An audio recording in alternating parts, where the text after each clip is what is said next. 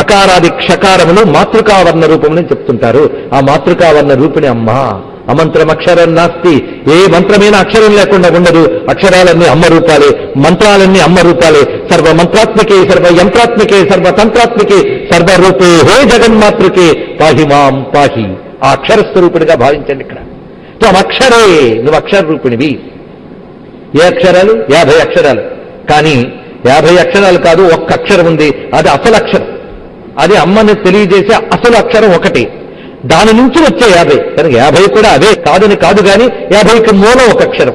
ఆ అక్షరం కూడా అమ్మే. అందుకే త్వం అక్షరే, నువ్వు అక్షరురాలవు అంటే నువ్వు ఓంకార స్వరూపిణివి. ఇది అర్థం. దీని ప్రమాణం ఏమిటి?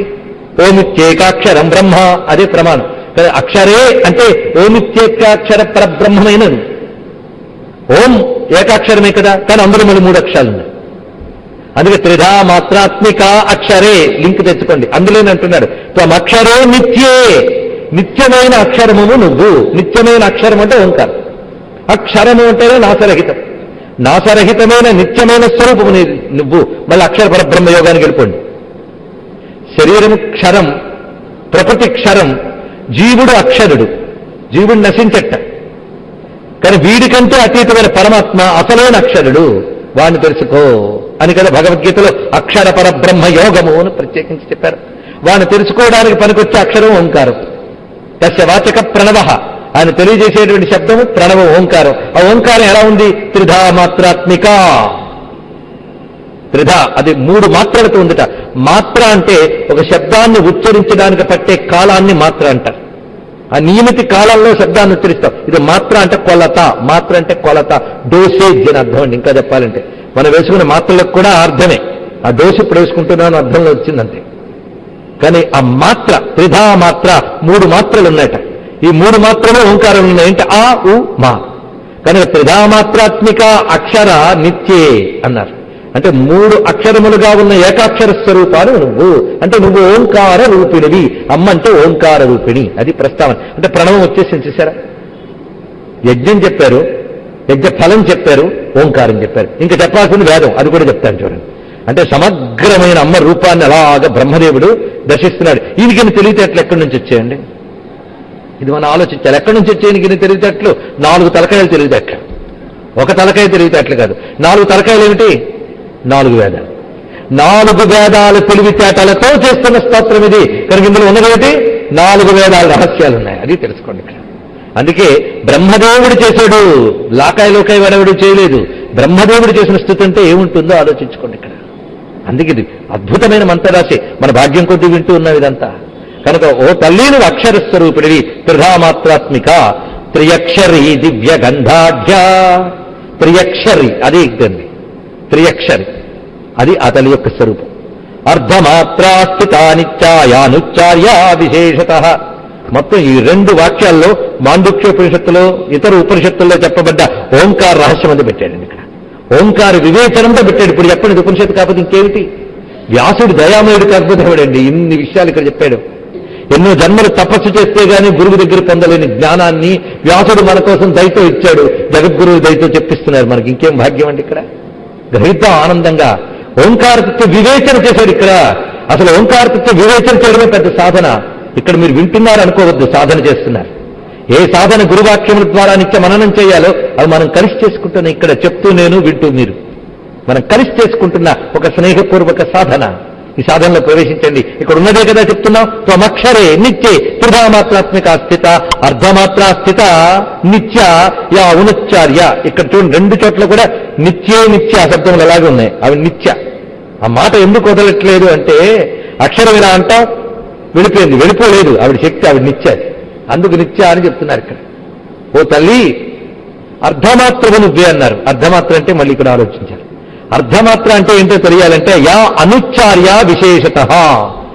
మీకు అర్ధమాత్ర అంటే ఏంటో తెలియాలంటే యా అనుచ్చార్య. అనుచ్చార్య అంటే ఉచ్చరింపబడదు. అసలు ఉచ్చరింపబడదా అంటే విశేషత అనుచ్చార్య. విశేషముగా ఉచ్చరింపబడదుట. ఉచ్చరించుట అంటే పలుకుట. విశేషముగా ఉచ్చరింపబడని మాత్ర ఒకటి ఉందట, అది అర్ధమాత్ర అన్నారు. అంటే ఓంకారంలో 3 కాకుండా 4వ పార్ట్ ఒకటి ఉన్నది. 4 భాగాలు చెప్పారు ఇక్కడ. అకార, ఉకార, మకార, అది త్రిమాత్రలు. చతుర్థ మాత్ర అర్ధమాత్ర. అర్ధమాత్ర అనుచ్చార్య, అది బయటికి వినబడదు, బయటికి అట్టిగా వినబడదు, కానీ అసలు పవర్ అందులో ఉంది. ఏది అవ్యక్తమో దానికే శక్తి ఎక్కువ వ్యక్తం కంటే, గుర్తుపెట్టుకో. అందుకు నువ్వు ఎంత వీలైతే అంత అవ్యక్తంలోకి జరిగిపోతూ ఉంటే అంత తొందరగా సిద్ధిస్తుంది. ఇక్కడ వ్యక్తమైన మూడు నువ్వే, మూడికి పైన ఉన్న అవ్యక్తమైన ఆ అర్ధమాత్రం నువ్వు. అర్ధమాత్ర అంటే ఓం అన్నప్పుడు ఆ చివర సూక్ష్మధ్వని ఏదో అది.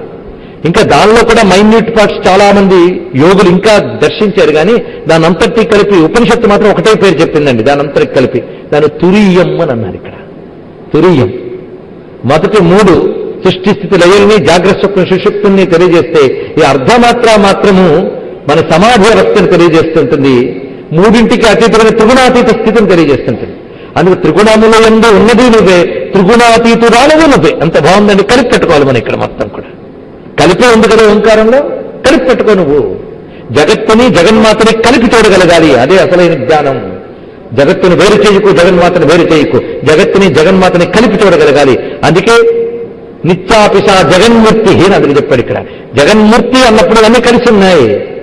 ఓంకారంలో మొత్తం ప్రపంచం ఉన్నదండి. ఆ ఊ కదా, అకారం పూర్తిగా తెరచుకోవడం, ఉకారం సగంలోకి వచ్చింది, ఉమ్మట క్లోజ్ చేసి, ఆ సృష్టి, ఊ స్థితి, లయ. సృష్టితో ఇదే మూడు ఉన్నాయో లేదా? ఈ ముగ్గురు ఎవరు చేస్తున్నారు? బ్రహ్మ విష్ణు ఇప్పుడు దానిలోనే ఉన్నారు కదా, మొత్తం అందులోనే ఉంది కదా, ఇంకేం కావాలి? ఈ మూడు అతీతమైన అసలు నాదో, అసలు అది ఉండడం వల్ల నువ్వు ఇది అనగలిగావు.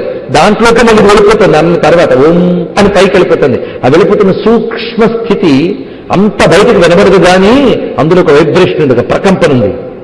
అది అత్యంత సూక్ష్మం. అందులో నాదబిందువులు కలిసి ఉంటాయి. ఆ నాదబిందువులు కలిసిన తురీయావస్థ ఏదుందో అది అర్ధమాత్ర. అర్ధమాత్ర అనే దానము కూడా నువ్వే అన్నారు ఇక్కడ. ఓంకారం యొక్క సమగ్ర స్వరూపం అకార ఉకార మకార తురీయములు, ఈ నాలుగు నువ్వే తల్లి అనే మాట ఇక్కడ వివరించారు. అకార ఉకార మకారములు మన జాగ్రత్త స్వప్న సుషుప్తుల్ని తెలియజేస్తుంటే, తురీయం అనేది ఉంటుంది, కానీ అది సమాధి స్థితికి మాత్రమే తెలుస్తుంది. కనుక సమాధి స్థితిలో యోగి పొందేటువంటి దివ్య స్వరూపము నువ్వే. కనుక అమ్మ అనగానే ఎంత సంపూర్ణమైన తత్వాన్ని ఇక్కడ ఆవిష్కరించారు. కనుక మన దుర్గమ్మ కేవలం ఒక విగ్రహంగా కూర్చొని త్రిశూలం పట్టుకుని దాక్షుని చంపే మూర్తి మాత్రమే కాదు, ఇంత తల్లి ఆవిడ. స్వాహ స్వధా వషట్కార సుధా త్వమక్షరే నిత్యే త్వమేవ సంధ్యా, నువ్వు సంధ్యవు అన్నారు ఇక్కడ. వెంటనే ఈ మాట చెప్పడంలో ఎవరొచ్చారు చూడండి. సంధ్యాదేవి అనగానే ప్రణవం తర్వాత వేదం రావాలి. యజ్ఞము, ప్రణవము, వేదము మూడింటిని తీసుకొస్తున్నారు. దేవత గురించి చెప్పేదే వేదం, దేవ వేద, ఆ రెండు శబ్దములకు కూడా అంత సామ్యం ఉంది కదా. ఈ వేదం చెప్పేటప్పుడు వేద మాటలు చెప్పాలి. వేదమాతే సంధ్యాదేవి, గాయత్రి వ్యాహృతి సంధ్యా ద్విజవృద్ధ నిషేధిత. అదే త్వమేవ సంధ్యా సావిత్రి త్వం వేద జననీపరా. ఇది మా తర్వాత వాక్యం. అమ్మా నువ్వే సంధ్యవు, నువ్వు సావిత్రివి, నువ్వు వేద జననివి అంటే అవన్నీ చెప్పారు ఇక్కడ. గాయత్రి స్వరూపమే ఈ తల్లి. కనుక దుర్గకి గాయత్రికి భేదము లేదు. ఇప్పుడు చెప్పబడుతున్న తల్లి సాక్షాత్ గాయత్రియే. అమ్మా నువ్వు సంధ్యాదేవివి అనే మాటను ఇక్కడ చెప్పారు. అయితే ఇక్కడ ఇందాక చెప్పిన అర్ధమాత్ర ఈ మాటలకు అర్థం దేనాధారంగా నువ్వు చెప్పావు అని అడిగితే దానికి ప్రమాణం మళ్ళీ ఇదే మార్కండేయ పురాణంలో ఓంకారం గురించి చెప్పే ఒక చాప్టర్ ఉందండి. అందులో చెప్తాడు, నిర్గుణ యోగి గమ్యాచ అర్ధమాత్ర ఊర్ధ్వ సంస్థిత వాచ్యాస్తిస్రో అర్ధమాత్రాతు వచసోసా నగోచరా. ఇది అక్కడ చోటు చెప్తారు. అర్ధమాత్ర అనేది నిర్గుణము, యోగులకు మాత్రమే దొరుకుతుంది అర్ధమాత్ర. వాచ్యములైన మూడు వాక్కుకు దొరకవు, వాచ్యములైన మూడింటికి దొరుకుతాయి మిగిలినవి, అది వాక్కుకు దొరకదు అనే మాట మనకి మార్కండేయ పురాణంలో ఉన్నది. అదే ప్రమాణం తీసుకున్నాం. ఇక సంధ్య, సంధ్య అంటే ఏమిటి అసలు? ఇప్పుడు ఆ పేరు ఎందుకు వచ్చిందండి సంధ్యాదేవి అంటే, బ్రహ్మదేవుడు మొట్టమొదటి బాగా ధ్యానించేటివండి. అందుకు బ్రహ్మను ధ్యాయతే యస్మాత్ సమ్యక్ జ్ఞాతావరాంగన అత సంధ్యేత లోకేస్మిన్ నామతస్యా భవిష్యతి. ఇది కాళీ పురాణంలో సంధ్య అనే నామానికి ఇచ్చిన అర్థం. దీని అర్థం ఏంటంటే, బ్రహ్మదేవుడు బాగా తెలుసుకుని ధ్యానించాడు గనక బాగా తెలుసుకుని ధ్యానించబడిన దేవి సంధ్య. సంధ్య అంటే ఇదే అర్థం, బాగా తెలుసుకుని ధ్యానించబడిన దేవి. సమ్యక్ జ్ఞాత బ్రహ్మణః ధ్యాయతే, బాగా తెలియబడి బ్రహ్మచేత ధ్యానించబడింది, బ్రహ్మ ధ్యానించగా బాగా తెలియబడింది. రెండు అర్థములు తెలుసుకోవాలి. ముందు ధ్యానించాలంటే ధ్యానానికి ఏం ధ్యానించాలో తెలియాలి. ఏం ధ్యానించాలో తెలియకపోతే ఊరుకుని మొహం కళ్ళు మూసుకుని ఏం చేస్తావు నువ్వు? కనుక ఏం ధ్యానించాలో తెలియాలి. ధ్యానించిన తర్వాత దేన్ని ధ్యానిస్తున్నాయో తెలియబడుతుంది, అంటే అనుభవానికి వస్తుంది. కనుక సమ్యక్ జ్ఞాతం కావాలి ధ్యానం ద్వారా. ధ్యాయతే సమ్యక్ జ్ఞాత వరాంగన, బ్రహ్మదేవుడి చేత గొప్పగా ధ్యానించబడి అనుభవానికి లభించినటువంటి తల్లి గనక సంధ్య, సమ్యక్ ధ్యాన స్థితిలో అనుభవమయ్యే పరమాత్మ. అది అన్నమాట. సంధ్య అంటూ ఊరికనే కాదు, కనుక సంధ్య ఆవిడ సంధ్యాదేవి. ఆ సంధ్యాదేవి నుంచే వేదములన్నీ వచ్చాయి గనక వేదజనని. అందుకే కడుపు చల్లంగా వేదాలి కన్న తల్లి అని శ్రీనాథన్న మాటని మరొక స్మరించుకుందాం. ఆ తల్లి కానీ వేదమాత అయిన గాయత్రిని ఇక్కడ స్మరించారు. ఆ తల్లి నువ్వే సావిత్రివి. సావిత్రి, సావిత్రి అనే మాటకు అర్థం ఏమిటి? సవిత్రి ప్రకాశకరణాత్ సావిత్రీత్యభిదా భవేత్ జగత ప్రసవిత్రీతి సావిత్రి తేనవా స్మృత. రెండు మాటలు చెప్పారు. అమ్మా నువ్వు సావిత్రివి. సావిత్రి అంటే సవిత్రీకరణాత్. సూర్యుడు మనందరికీ శక్తినిస్తున్నాడా? ఒప్పుకుంటారు కదా. సైన్స్ చదివిన వాళ్ళు కూడా ఒప్పుకుంటారు. సూర్యుడే మనందరికీ శక్తి ప్రదాత. మనం సృష్టింపబడుతున్నది ఆయన వల్లనే, ప్రాణశక్తి ఆయన వల్లనే వస్తుంది. జగత్తంతరికి కారణం సవిత, యో దేవ సవితాస్మాకం. అవునా లేదా? అయితే ఆ సవిత్రలో ఉన్నటువంటిది శక్తి, కాంతి, తేజస్సు ఇత్యాదులన్నీ, ఇవన్నీ ఆయన వల్ల మనం పొందుతున్నాం. ఆయన ఇవన్నీ ఎవరి నుంచి పొందుతున్నారో ఆవిడ సావిత్రి అని చెప్పారు. ఇక్కడ సవితకు కూడా ప్రాణశక్తినిచ్చిన అసలు ప్రాణస్వరూపుని సావిత్రి. ఇది తెలుసుకోండి. కనుక సూర్య భగవానుడు మనందరికీ శక్తినిస్తే మనందరికీ ఇవ్వవలసిన శక్తిని ఆయనకి ఇచ్చిన ఆవిడనమాట. అంటే ఆయన కేవలం ఒక మాధ్యమమే తప్ప ఆయనే పూర్ణమే కాదు. అది అర్థం. ఆయన ద్వారా మనకు వస్తుంది ఎవరు? అమ్మ. అది తెలుసుకోవాలి. అంతేకాని సూర్యుడు కాంతినిస్తున్నాడని కాదు, సూర్యుడి ద్వారా కాంతిని అమ్మిస్తోంది. కనుక కాంతి ఎవరు? అంత ఆలోచన అమ్మే కదా. కనుక సూర్యుడిని ఎప్పుడు చూసినా నిండా ప్రాణశక్తిగా ఆవిడే ఉందని అన్నం పెట్టండి చాలు. అదొక్కటి చేయగలిగిన చాలు. ఆవిడే సావిత్రి. కనుక సవితకు కూడా కారణమైన తల్లి కనుక సావిత్రి. గొప్ప అర్థం చెప్పారు. అందుకే ఆవిడ సవిత్ర మండల మధ్యవర్తి అయినటువంటి తేజస్వరూపిణి కనుకనే భానుమండల మధ్యస్థ భైరవీ భగవానని. అది సావిత్రి, సంధ్యా సావిత్రి. అంతేకాదు సావిత్రి అనే మాటకి సవనము అంటే సృష్టి, ప్రసవము అని మీరు వినుంటారు కదా. కనుక సావిత్రి అంటే లోకాల్ని ప్రసవించే తల్లి, అంటే సృష్టికారిణి, లోకాల్ని కన్న తల్లి. కన్న తల్లి సావిత్రి అనే మాటకి తెలుగులో సరైన పదం కన్న తల్లి. జగతిని కన్న తల్లి, కన్నవారందరినీ కన్న తల్లి. అందుకే అమ్మల గన్నయమ్మ. నిన్న అమ్మ కంటే ఇలాంటి అందరూ అమ్మలను ఆవిడకంది. అందుకే అమ్మల గన్నయమ్మ ముగ్గురమ్మల మూలపుటమ్మ. కనుక సావిత్రి అనే మాట ఎంత గొప్పగా చెప్పారో చూశారా. అటువంటి తల్లి వేదజనని. వేదమంతా అమ్మ స్వరూపమే. వేదరూపిణి అయిన అమ్మ, వేదములకే అమ్మ ఈవిడ. ఈవిడ నుంచే వేదములన్నీ వచ్చాయి. కనుక అమ్మని ఎక్కడ గాయత్రీం ఛందసాం మాత అని అంటున్నామా లేదా? ఛందసాం అంటే వేదమంత్రములకు తల్లి అయినటువంటిది. అందుకే మనకు ఉపనిషత్తు చెప్తోంది.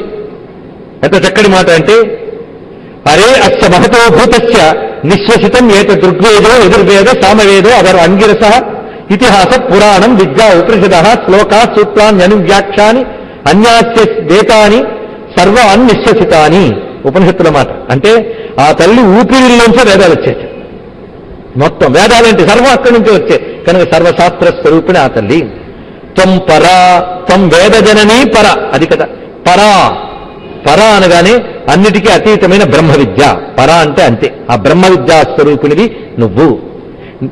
అటువంటి నీ చేత ఇంతవరకు మనకు ప్రణవము వేద స్వరూపం కూడా చెప్పబడింది. అలాంటి వేద రూపుడైన తల్లే ఈ సృష్టి స్థితి లయ మూడు చేస్తున్నది.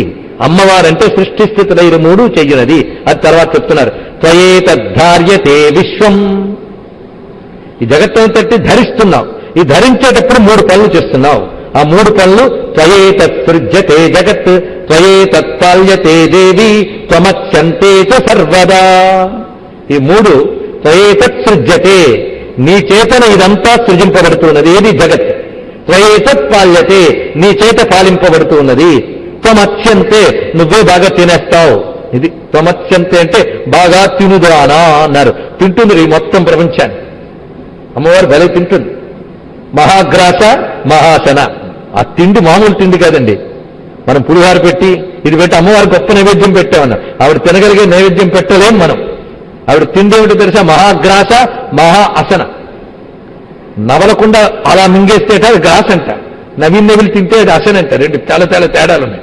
ఆవిడ అలాగే తినగలదు. ఎలా తింటుందో వేదం చెప్పింది తెలుసా? తస్య బ్రహ్మచ క్షత్రంచ ఉభే భవత ఓదన మృత్యుర్యస్యోపసేచనంక ఇత్థావేద యత్ర సహ. సమస్త బ్రహ్మాండాలని కూడా మృత్యువుని మంజుడి పదార్థంగా చేసుకుని ప్రళయకాలంలో మింగేసేటటువంటి స్వరూపమివిడ లయకారిణి. అది మహాగ్రాస మహాశన. బాగా తినుదానా త్వమత్స్యంతే సర్వదా. ఇప్పుడు నేను చెప్పిన మాత్రం కఠోపనిషత్తులు. ఉపనిషత్తుల సారమంతా ఈ స్తోత్రంలో ఉందని చెప్పడం ఇక్కడ అసలు ఘోష. కనుకనే త్వయత్వ సృజ్యతే జగత్ త్వయేత త్వల్యతే దేవి త్వమత్స్యంతే సర్వదా. భగవంతుడు అంటే ఏమిటో నిర్వచనం ఇక్కడున్నది. సరిగ్గా ఇదే విషయం ఉపనిషత్తులో యతో వాయుమాని భూతాన్ని జాయంతే ఏన జేతాన్ని జీవంతి యత్ప్రయత్తభిషం విశంతి. ఇదే చెప్పబడింది. అమ్మవారంటే ఏమిటో పూర్తిగా రంగరించి శ్లోకాల్లో చెప్తున్నాడు ఎవడు? బ్రహ్మదేవుడు. విశిష్టౌ సృష్టి రూపాసి స్థితి రూపాచ పాలనే తథా సంహృతి రూపాంతే జగతోస్య జగన్మయీ. ఈ విధంగా 3 పనులు చేసినప్పుడు సృష్టికర్త్రిగా సృష్టి రూపంలోనూ, స్థితికారిణిగా పాలన రూపంలోనూ, సంహారకారిణిగా సంహార రూపంలో ఉంటున్నావు. సృష్టికర్త్రి బ్రహ్మరూప రూప గోప్రి గోవింద రూపిణి సంహారిణి రుద్రరూప అది చెప్పారు. అటువంటి నువ్వు ఇప్పటి వరకు ఒక సెట్ అయిందండి. ఈ స్తోత్రంలో కూడా భాగాలున్నాయి. ఒక అద్భుతమైన కూర్పు, ప్రతిదీ కూడా ఔచితీమంతమైన కూర్పు. కానీ ఏ స్తోత్రం చదివినా ఒక్కడు గుర్తుపెట్టుకోండి, యంత్రాల్లా చదివేస్తున్నాం గనక అర్థరహితం అనుకోవద్దు. వాటిలో ఉన్న శక్తి చాలా గొప్పది. 1,00,000 మార్లు యంత్రాల్లా చదివితే ఒక్కసారైనా మనుషుల్లో చదవండి, భావస్ఫోరకంగా చదవండి. భగవంతుడు మనకు భావనిచ్చాడు, అర్థస్ఫురణతో చదవండి. అమ్మవారు అక్కడే కనబడతారు. అదే స్తోత్రం వల్ల అమ్మవారు కనబడతారు అనద్దు. స్తోత్రమే అమ్మవారు కాదా? స్తుతి స్తోత రణప్రియ స్తోత్రప్రియ స్తుతిమతి శృతి సంస్థిత వైభవ. తల్లి మరి స్తోత్రం ఎంత అందంగా చెప్తున్నారు చూడండి. ఇక్కడ విశేషం, అమ్మా నువ్వు మహావిద్యా మహామాయ మహామేధా మహాస్మృతి మహామోహా భగవతి మహాదేవి మహాసురి. ఈ శ్లోకం మరొక మంత్రం అండి, సెట్. అందుకే ఈ శ్లోకాల్లో ఒక శ్లోకం తీసుకుని కొన్నాళ్ళు జపం చేయొచ్చు. ఒక విధంగా పెద్దవాళ్ళు ఇలా చెప్పడం మంచిదైంది. ఒక్క శ్లోకం తీసుకుని జపం చేస్తారు. పైగా ఒక్కొక్క దానికి ఒక్కొక్క జపం చేశారు. రోగం పోవాలంటే ఒక శ్లోకం చెప్పారు, ఐశ్వర్యం కలగాలంటే ఒక శ్లోకం చెప్పారు, శత్రుబాధ పోవాలంటే ఒక శ్లోకం చెప్పారు, అలాగే గృహశాంతి రావాలంటే ఒక శ్లోకం చెప్పారు. అన్ని ఇంద్రియాలు ఉన్నాయి. ఏది 4 శ్లోకాల్లో 4 స్తోత్రముల్లో విడివిడి శ్లోకాలు. ఆ పళ్ళు మీరు ఏరుకోవడమే. సాధారణంగా ఏ చెట్టుకైనా ఒకటే రుచి ఒకటే ఫలం, కానీ చండీ సప్తశతి అనే చెట్టుకు మాత్రం బోలెడు ఫలాలు బోలెడు రుచులు. ఏం కావాలంటే అది ఇస్తుంది. బ్రతుకు కావాల్సిన అన్ని ఫలాలు ఉన్నాయి. కానీ ఏ శ్లోకానికి ఆ శ్లోకాన్ని మళ్ళీ విడి మంత్రం ప్రత్యేకించి అదో ప్రక్రియ ఉంది. నేను సందర్భం బట్టి మీకు చెప్తూ ఉంటాయి, వాడుకోవచ్చు. అసలు జ్ఞానం కంటే భలే సరదాగా ఉంటాయి. ఎందుకంటే ఆరోగ్యం కలిగిస్తుంది అంటే వెంటనే పెన్ను పేపర్ తీసుకుంటాం. అంతేగాని అక్షరే పరమే అంటే అప్పుడు ఆలోచిద్దాం అనుకుంటాం. అది వచ్చింది బాధ. కానీ అసలు నాకు తెలిస్తే కానీ ఎవరు ఇవ్వదు. మీరు జ్ఞానం కోసం ప్రార్థిస్తే అన్నీ ఇస్తుందిట, వీటి కోసం ప్రార్థిస్తే జ్ఞానం కూడా ఇవ్వదుట ఆవిడ. అందుకే మనకు అర్థమైన అర్థమైపోయిన వేదాంతం వినాలి, వేదాంతం అడగాలి. వినండి, ఇది ఆవిడకి ఇష్టమైన విషయం. ఆవిడకి ఇష్టం ఏంటంటే బ్రహ్మ విద్యట. అందుకే బ్రహ్మ విద్య వింటూ ఉంటే పాపాలు పోగొడుతుందిట. ఇప్పుడు 7 చెప్తున్నారు ఇక్కడ. మహావిద్య మహామాయ మహామేధ మహాస్మృతి మహామోహ మహాదేవి మహాసురి 7. ఈ 7 ఎవరు? భగవతి మధ్యలో పెట్టాడు. భగవతివైన నువ్వే ఈ 7. నేను ఇందాక అన్నాను కదా అమ్మవారి నామాలని. దయచేసి శ్లోకాల్లో నామాలు రాసుకోకండి మీరు, అందులో నిండా నామాలే. మీరు పరిశీలించడానికి చెప్తున్నది ఏంటంటే బ్రహ్మదేవుడు మాట్లాడుతూ చెప్పింది కానీ, కథ చెప్తూ ఋషి చెప్పినవన్నీ కానీ, జ్ఞాననామక చేతాంశం నుంచి ఏ నామాలు విన్నారో అవి రాయండి. ఈ శ్లోకాల్లో మాత్రం వింటూ ఆనందిస్తూ ఉండండి. ఇక్కడ మాత్రం 7 చెప్పారు. ఈ 7 సప్తసతులు అంటారు, సప్తశతి కాదు. ఇప్పుడు సాకి శాఖి కూడా తేలా తెలియట్లేదు మనకి. శతి అంటే 100 అని చెప్పేటప్పుడు, సప్తశతి అంటే 700. సప్తసతులుట మొత్తం 7 సతులు ఉన్నారు. చిత్రం ఏంటంటే 3 చరిత్రల్లోనే 7 సతులు ఉన్నారు. అలాగే 21 అవుతారు మనకి. ఇంకా మరికొందరు సతులు ఉన్నట్టు చూద్దాం, ఎక్కడెక్కడ వస్తారో వెతుకుదాం. ఇది సప్తసతులు. సప్తసతులు ఇప్పుడు చెప్తున్నారు. వీరు సృష్టి చేసే సప్తసతులు వీళ్ళు. అమ్మవారి యొక్క 7 శక్తులు. బ్రహ్మదేవుడికి దర్శనం, తన వేదజ్ఞానం వల్ల దర్శనం అవుతుంది. ఆ శక్తులన్నీ స్ఫురిస్తున్నాయి దాంట్లో. ఆ శబ్దంలో బయటకు అంటున్నాడు. ఇక్కడ చూడండి, బ్రహ్మదేవుడు ఆ మంత్రముల సారం తీసి బయటకు అంటున్నాడండి. మంత్రం మీరు బయటకు అంటూ ఉంటే దాంట్లోంచి ఒక శక్తి స్ఫోటనం జరుగుతుంది, వైబ్రేషన్. అదంతా కలిపి దేవత అవుతుంది. ఇది రహస్యం. బ్రహ్మగారి స్తోత్రం చేస్తూ ఉంటే ఒక శక్తి వస్తుంది బయటికి. ఆ శక్తి అంతా కలిపి ఒక దేవత అవుతుంది, బ్రహ్మగారికి కనబడుతుంది. ఆవిడ పేరు మహాకాళి. కనుక ఇప్పుడు మీరు వింటున్న శబ్దములన్నీ వింటూ ఉన్న మహాకాళి ఇక్కడ వస్తోంది. మీరు ఆ స్పృహతో వినండి. ప్రతి శబ్దం నుంచి మహాకాళి వస్తుంది. ఇక్కడ వస్తున్న తల్లిని చూడండి. 7 అమ్మా నువ్వు మహావిద్యవు, నువ్వు మహామాయవు, నువ్వు మహామేధవు, మహాస్మృతివి, మహామోహవు, మహాదేవి, మహా అసురి అన్నాడు. కొందరు పాపం ఈ మహాసురి అనే మాట నచ్చక మహేశ్వరిని మార్చుకున్నారు. ఇది వాళ్ళ అవస్థ. కానివ్వండి, మహాసురి కరెక్ట్. చూద్దాం ఇక్కడ. అమ్మా నువ్వు మహావిద్యవు, మొట్టమొదటి మాట. దీనికి అర్థం చెప్పాలంటే అన్నిటికంటే గొప్ప విద్య మహావిద్య. అవునా లేదా? విద్యలు బోల్డ్ ఉన్నాయి. కృష్ణ పరమాత్మని అడగండి ఏ విద్య గొప్పదో చెప్తాడు. చెప్పాడే లేదు విభూతి యోగంలో? విద్యలన్నిట్లోని అధ్యాత్మ విద్యను నా స్వరూపం అన్నాడు. అధ్యాత్మ విద్యా విద్యానాం. అధ్యాత్మ విద్య అంటే బ్రహ్మ విద్య. దీనికి మహావిద్య అని పేరు. అందుకే పార్వతీ పరమాదేవి బ్రహ్మ విద్యా స్వరూపిణి అని శివపురాణం చెప్పింది. అది మహావిద్య అంటే బ్రహ్మ విద్యా స్వరూపిణివి. మన బ్రహ్మ విద్య తెలియకపోయినా బ్రహ్మ విద్య అమ్మ అంటే దండం పెడితే చాలు, ఆవిడే బ్రహ్మ విద్య ఇస్తుంది. ఇచ్చింది కేనోపనిషత్తులో కనబడి ఇచ్చింది ఆ తల్లి బ్రహ్మ విద్య ఇంద్రుడికి. తెలుసు కదా, కేనోపనిషత్తులో ఆ తల్లి నేనే బ్రహ్మ విద్యా స్వరూపిణి ఉమా హైమవతి బహుశోభమాన చెప్పిందా లేదా? అందుకు మహావిద్య. ఆనుద్దే మహామాయ. మహామాయ అంటే చెప్పుకున్నాం. నువ్వు మహామేధా. చూసారా అమ్మా, నువ్వు తల్లి మహామేధవు. నువ్వు మేధ అంటే బుద్ధిశక్తి. సృష్టిలో ప్రతివాడు బుద్ధిశక్తి అమ్మ రూపమే. అయితే ప్రతివాడిలో ప్రకాశంగా ఉంటుంది, చిన్న చిన్న లవలేశంగా బుద్ధి ఉంటుంది. ఈ బుద్ధిలన్నిటికీ మూలమైన మహాబుద్ధి ఆవిడ, మహామేధ, మేధాదేవి. సృష్టిని రచించే మేధస్సు అండి ఆవిడది. మనకి ఇచ్చిన మేధస్సు, వంట వండుకునే మేధస్సు, తినే మేధస్సు, 4 కబుర్లు ఆడుకునే మేధస్సు మనకుంది. ఆవిడ మేధస్సు ఈ సృష్టి అంతటి నడపగలిగే మేధస్సు. అందుకే మహామేధ. అది తెలుసుకోవాలి. మనందరం కూడా చిన్న చిన్న గిన్నెలు. ఈ గిన్నెల్లో నింపబడ్డ జలమంతా ఆ మహానదిదే. తెలుసుకోండి, ఆ మహానది మహామేధ. మన చిన్న చిన్న బుద్ధుల్లో చిన్న చిన్న జ్ఞానాలనే గంగాజలాన్ని నింపిన మహాగంగానదా తల్లి. అందుకే మహామేధ. ఎప్పుడైనా మన జ్ఞానం తక్కువైతే ఆవిడని అడుగుదాం, మళ్ళీ నింపుతూ ఉంటుంది.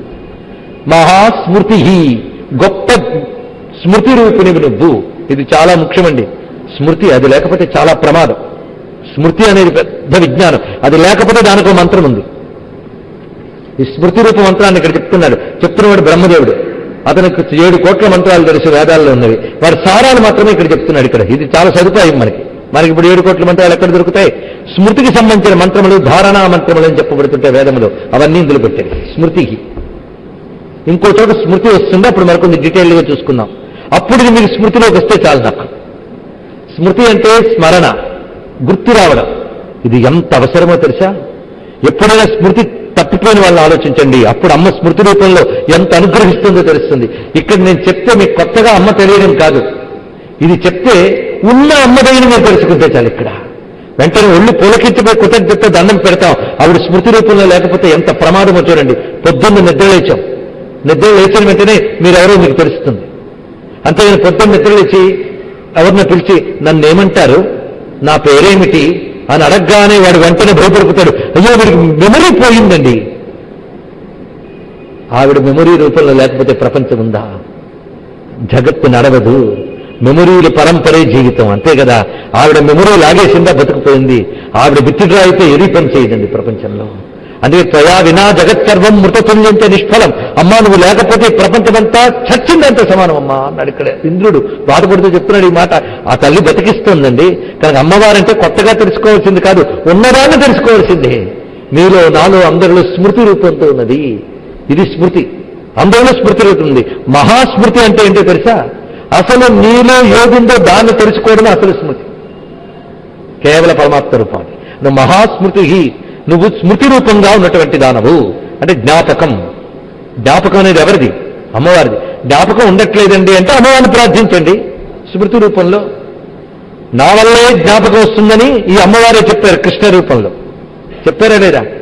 సర్వస్య చాహం హృది సన్నివిష్టో మత్త స్మృతి జ్ఞానమపోహనంచ వేదైశ్చ సర్వైరహమేవ వేద్యో వేదాంత కృద్వేద విదేవ చాహస్య చాహం హృది సన్నివిష్టో మత్త స్మృతి జ్ఞానమపోహనంచ వేదైశ్చ సర్వైరహమేవ వేద్యో వేదాంత కృద్వేద విదేవ చాహం.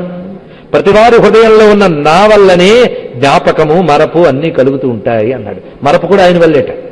కొన్ని మర్చిపోతే క్షేమం, కొన్ని మర్చిపోకపోతే క్షేమం. ఏది గుర్తుంచాలో ఏది గుర్తుంచకూడదు ఆ తల్లికి తెలుసు. లేకపోతే పనికిమాలవన్నీ గుర్తుపెట్టుకుని ఆరోగ్యాలు చెరగొట్టుకునే వాళ్ళు ఉంటారు. అసలైన గుర్తుపెట్టుకుని బతుకు బాగుపడుతుంది. ఈవెన్ను గుర్తుపెట్టుకుని చాలు, ఏది గుర్తులో పెట్టాలో ఆవిడ చూసుకుంటుంది, అనవసరమైనవి తీసి పారేస్తుంది. వస్తువులు ఉంచుకోవడం మంచిదే కానీ పనికిమాలను పారేయడం అంతకంటే మంచిది. ఆ రెండు ఆవిడికి తెలుసు. ఇక్కడ అదే స్మృతి రూపంగా ఉన్న తల్లి నమస్కారం చేసుకుందాం. మహామోహ, నువ్వు మోహినివి. మోహం అంటే ఏంటో నిన్న మనం చెప్పుకున్నాం, జగత్తును నడిపేటువంటి శక్తివి. మహాదేవి, నువ్వు గొప్ప దేవివమ్మా. దేవి అంటే చాలదా, మహాదేవి అని ఎందుకు చెప్పాలి అంటే, దేవి అంటే చాలా దేవీలు ఉన్నారు, చాలా దేవతలు ఉన్నారు, వాళ్ళల్లో ఒకరైపోతుంది ఈవిడ కాదు. దేవతలకి దేవీలకి శక్తినిచ్చిన మహాదేవి నువ్వు. మహా అసురి తర్వాత మాట. ఇక్కడ మహాదేవి మహాసురి రెండు తీసుకోండి. దేవ అసుర రెండు శక్తులు ప్రపంచంలో ఉన్నాయా లేవా? ఎన్నున్నాయి? రెండు శక్తులు, మహాదేవ మహాసుర. అంటే దేవ అసుర, ప్రపంచమంతా దేవాసురే, మరొకటి లేదు. వాళ్ళిద్దరే ఉన్నారు. మరి మనమందరం, మనలో కూడా వాళ్ళిద్దరే ఉన్నారు. సృష్టి అంతట్లో దేవ అసుర ఈ రెండు గుణాలు తప్ప మరొకటి ఉండవు. రజోగుణ తమోగుణ వికారములు అసురులు, దైవీ గుణ వికారములు సత్వగుణం. కనుక సత్వగుణము దేవి, రజోగుణ తమోగుణములు అసురి. అర్థమైంది కదా? ఈ మూడు ఉన్నాయా లేవా? మూడు లేకపోతే ప్రపంచం నడవదు. మూడు ఉండాల్సిందే ప్రపంచమంతా. ఈ మూడు ఆవిడే కదా, ఇది తెలుసుకోవాల్సింది. కనుక నీ రెండు రజోగుణ తమోగుణములతో కూడిన అసురి గాని సత్వగుణంతో కూడిన దేవి గాని రెండూ నువ్వేనమ్మా అనే మాట ఇక్కడ ప్రస్తావన చేయడం జరిగింది. పైగా సృష్టిలో అసుర శక్తి దేవశక్తి అని మాట్లాడుతున్నావా లేదా? ఇందులో అసురి దేవ తీసేయి, ఏముంది? శక్తి. శక్తి ఆవిడే కదా. అసురుల్లోనే ఆవిడే శక్తి, దేవతల్లోనే ఆవిడే శక్తి. అసురులు కొత్తగా వచ్చిందా శక్తి? ఎక్కడి నుంచి వచ్చానా? వాళ్ళకి వేరే శక్తి ఏదైనా ఉందా? వాళ్ళల్లోనే ఈవిడే శక్తి. అయితే శక్తిని దుర్వినియోగం చేసుకున్నాడు వాడు, శక్తిని సద్వినియోగం చేసుకున్నారు వీళ్ళు. అంతే తేడా, ఇంకేం తేడా లేదు. ఆ శక్తి ఆవిడే అందరిలోనూ. కానీ అసురుల్లో ప్రకటింపబడుతున్న శక్తి, దేవతల్లో ప్రకటింపబడుతున్నటువంటి శక్తివి రెండూ నువ్వేనమ్మా. అయితే మనలో కూడా ఆసురి శక్తి ఉంది. ఆసురి శక్తి అంటే ఏంటో తెలుసుకోండి. ఇక్కడ ప్రధానంగా భగవంతుడి గురించి చెప్పేటప్పుడు ఒక్కసారి మనకి ఒక విముఖత, చిరాకు పుడుతుంది. అదొక ఆసురి శక్తి. అది తొలగించాలన్నా ఈవిడే తొలగించగలదు. అంతే కదా. అసురి అంటే ఒక మాట ప్రధానమైన అర్థం వేదం ప్రకారంగా అసుషు రమతే ఇది అసురహ. అసువులు అంటే ఏంటి? ప్రాణములు. అసువులు బాసేడు అని మాట్లాడుతూ ఉంటాం మనం. అసువులు అంటే ప్రాణములు. వాటిలోనే రమతే ఆనందిస్తూ ఉండేవాళ్ళుట. అంటే తమ శరీరము, ఈ ప్రాణాలు, ఈ సుఖాలు, వీటిలోనే ఎవరు ఆనందిస్తూ ఉంటారో వాళ్ళందరూ అసురులు. కనుక అసుర శబ్దానికి రాక్షసులు దేవతలను అర్థం తీసేసి అసుర అంటే తమ ఇంద్రియ సుఖాలే గొప్పవని, ఇంద్రియ సుఖాల్లోనే నిరంతరం సుఖపడుతూ ఉన్న వాళ్ళందరూ అసురులే. ఇప్పుడు వాళ్ళు కాని వారెవరో చెప్పండి. ఇక్కడ ఇంద్రియాన్ని సుఖపెట్టడమే బతుకనుకుని బతుకుతూ భగవంతుడి యందు రమించలేక ఎవరు తిరుగుతూ ఉన్నారో వాళ్ళందరూ అసురులే. వీళ్ల సంఖ్యే 99.9%.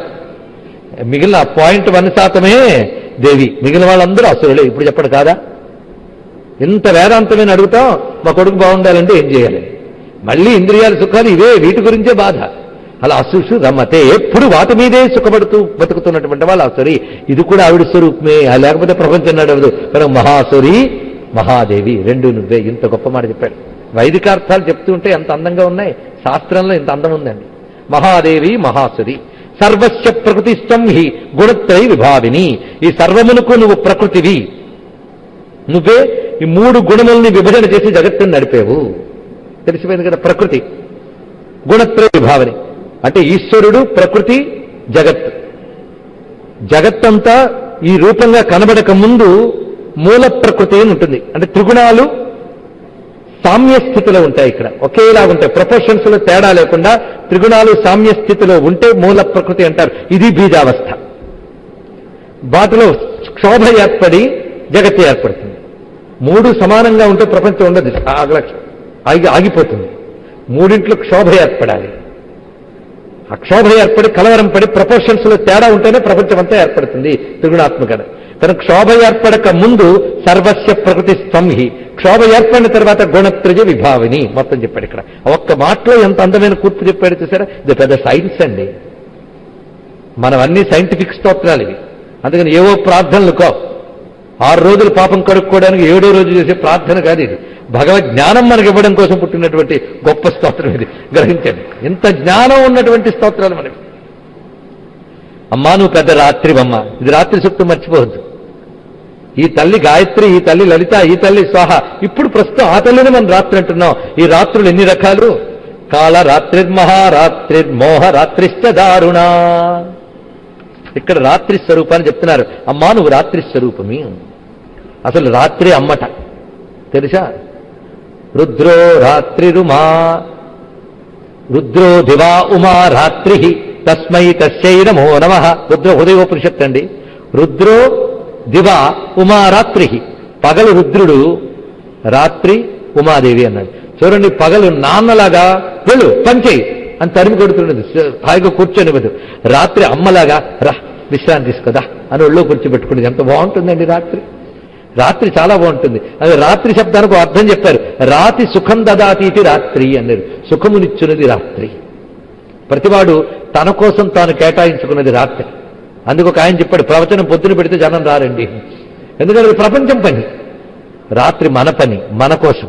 అందుకే ఫ్యామిలీ లైఫ్ అంతా రాత్రే, పగలంతా ప్రపంచం లైఫ్. ఏమో నీకోసం ఇలా ఇంకా వెళ్ళు, నీకోసం ప్రపంచం కూడా దాటి నీకోసం వెళ్ళు, నీకోసం వెళ్ళి నీలోకి వెళ్ళు. నీలోకి వెళ్ళిపోతున్న స్థితే రాత్రి, అంతర్ముఖ స్థితే రాత్రి. అదే శివరాత్రి. అది వెళ్ళగలగాలండి. అప్పుడు లోపల దొరుకుతుంది అసలు ఆనందం. అదే విశ్రాంతి. అది కావాలి నీకు. అసలు విశ్రాంతి ఇచ్చేటటువంటిది అమ్మ ఒడి. అది రాత్రి. రాత్రి అమ్మ ఒడి. నీకు పగలంతా కష్టపడ్డ నీకు ఒక రాత్రి అమ్మ ఒడిలాగా సేద తీర్చి రిజునివేట్, తిరిగి ఉజ్జీవింపజేసి వెలికి తీస్తున్నట్టే ఈ ప్రపంచానికి కూడా రాత్రి ఇస్తుంది ఆ తల్లి. మరి అలసిపోయిన ప్రపంచానికి విశ్రాంతి ఇవ్వద్దు.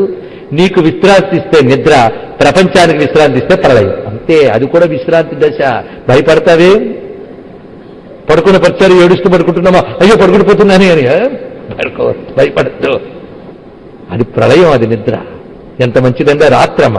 ఆ రాత్రి ఎన్ని రకాలు చూడండి. కాళరాత్రి, మహారాత్రి, మోహరాత్రి, దారుణ అంటే దారుణారాత్రి. ఇక్కడ 4 రకాల రాత్రులను ఇక్కడ చెప్పారు. ఇంకో రాత్రి ఉందిలేండి, దీన్ని బట్టి తెలుసుకోవాలి. ఘోరరాత్రి అని, అది కూడా చెప్పుకుందాం. రాత్రులు. అమ్మా నువ్వు కాళరాత్రివి, నువ్వు మహారాత్రివి, నువ్వు మోహరాత్రివి, నువ్వు దారుణారాత్రివి. ఏమిటి ఇందులో చెప్పినది? ప్రధానంగా కాళరాత్రి, మహారాత్రి, మోహరాత్రి అనేది ప్రళయావస్థలకు సంకేతములివి. ప్రళయాలు కూడా 3 రకాలున్నాయి. దైనందిన ప్రళయం, బ్రహ్మ ప్రళయం, మహాప్రళయం అని 3 రకాలు. ఆ 3ంటిని ఇక్కడ తెలియజేస్తున్నది. ఇప్పుడు బ్రహ్మప్రళయం కంటే ముందు దైనందిన ప్రళయం. దైనందిన ప్రళయం అంటే రోజు వచ్చే ప్రళయం, మన నిద్ర. ఈ దైనందిన ప్రళయం. ఇక బ్రహ్మగారి ప్రళయం అంటే ఆయన గారు ప్యాకప్ చెప్తారు కల్పం పూర్తవగానే, అది బ్రహ్మప్రళయం. మహాప్రళయం ఒకటి ఉన్నది. మహాప్రళయం అంటే బ్రహ్మగారికి 100 ఏళ్ళు అయిపోయిన తర్వాత ఆయన ప్యాకప్ అయిపోతాడు. ఆయన ప్యాకప్ చెప్పడం కాదు, ఆయన ప్యాకప్ చెప్తాడు పరమేశ్వరుడు. మహాప్రళయం అని చెప్పబడుతున్నది. ఈ 3 ప్రళయములు అమ్మ యొక్క స్వరూపములే. కాళరాత్రి, మహారాత్రి. ఇంకోటి మోహరాత్రి. దేన్ని మహారాత్రి అనాలి, దేన్ని మోహరాత్రి అనాలి, దేన్ని దారుణారాత్రి అనాలి. ఇది కాక ఘోరరాత్రి కూడా ఉన్నది. మరి దాని గురించి చెప్పలేదే అని అనకూడదు మనం. శాస్త్రంలో ఒక మహావిషయంలో 2, 3 చెప్తే మిగిలిన చెప్పినట్లే అంటారు. దీన్ని ఉపలక్షక న్యాయము అని అంటారు. దీన్ని దాని ప్రకారంగా ఇక్కడ ఎన్ని రాత్రులు చెప్పబడ్డాయి? 5 రాత్రులు. చూడండి, మొట్టమొదటిగా కాళరాత్రి. కాళరాత్రి దేన్ని అనాలి? ఇది శక్తి సంగమ తంత్రం అనే తంత్రశాస్త్రంలో చెప్తున్నారు. దీపోత్సవ చతుర్దశ్యాః కాళరాత్రిస్తు పర్వస. దీపోత్సవ చతుర్దశి అంటే దీపావళి అమావాస్య ముందు రోజు వచ్చే చతుర్దశి ఏదుందో దాన్ని కాళరాత్రి అంటారు. ఇది యమ సంబంధమైనది.